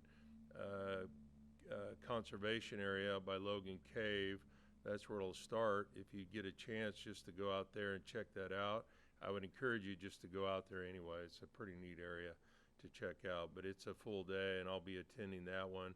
I am very curious I lack the knowledge and understanding of what's really occurring along our stream banks, and so I hope to get some more information off of that. Yes, the pancake breakfast is at Firehouse 1. It starts at 7. It goes to noon. I'm glad to see it back around. The Heritage Homegrown Festival is going to be fantastic. Also, Bikes and Blues is kicking up, so have your head on a swivel because they are out there. And I will say about Duncan, we have a long history, and I believe his servitude will continue. He'll be working out at XNA. And so, oddly, a lot of firemen go to XNA, and I have mixed emotions about it because I lost a friend out there after he retired from Siloam. We all remember Curtis Walters. So I hate to see firemen sit around too much, but he's driven, and his servitude, and with the honor guard that you guys have kicked back up, they have a lot of retired firemen that went out even on medical that are involved in that. So that's good to see bringing back that camaraderie in the community. So it's fantastic stuff. Good to be in Siloam. Thank you. Thank you, Brad. Marla? Thanks, Madam Mayor. I want to go back in history to what the fire department was. When I was a little girl, my uncle was on the fire department, and I mean, when we were out their house, the phone would ring, and my aunt would say, "Don't answer that. That's the fire department calling." Well, what are they calling? Well, your uncle has to go to the firehouse, and so nowadays we are so fortunate to have the services that we have, and for them to be able to be there in 5 minutes. And I just think that we've come a long way, but it's all progress. It's change. We're volunteers too. Yes, a lot of them were volunteers, and it's just amazing how we've grown and how we're going to continue to grow, and I think that we're going in the right direction. It's wonderful to see that we have such quality employees, and we have such concerned citizens. And Mr. Brett Duncan, I have chased you away from stuff when he was friends with my stepbrother, and you didn't even recognize me. And I think it started when we pulled up tonight. I said, "What are y'all out here for? Are you in trouble?" And they just laughed. So I'm anxious for him to see this so he'll know that, yeah, he probably was in trouble again. But, that's just Siloam family, that Siloam culture.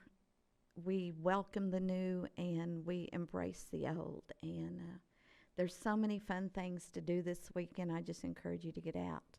And I want to apologize for being late, but I had another board meeting, and I'm sorry I had to choose, but when I'm leading one of them, I have to be there. So I just apologize for that. And I'm so blessed to be part of this community, and it's countdown for me and Brad, and we probably will never agree again. He said beer garden, and he said, so don't even go there. Madam Mayor, You're out of order. It's not a countdown. I 8+ years on the board. I'm not counting down anything. I'm happy. Don't even go there. Don't even go there. That was good right there. Yeah. All right. Thank you. Thank you, Marla, and we're glad that you were able to get here for this board meeting. Thank you. Lisa? Madam Mayor. I want to remind everybody that Parks and Rec put a post out this week about the Sager Creek plans, and I get a lot of people that ask me about that. Go out there, check out the information. If you have questions, contact City Hall, contact anybody on the board, but they laid it out pretty well so you can understand what's going on. Congratulations to Lieutenant Duncan on his retirement. We all look forward to that, to our own retirement. But when I left the city of Siloam Springs Police Department, one of the things I was told when I left was once family, always family. So he's always going to be a part of the family. Thank you. Thank you, Lisa. Reed? Thank you, Madam Mayor.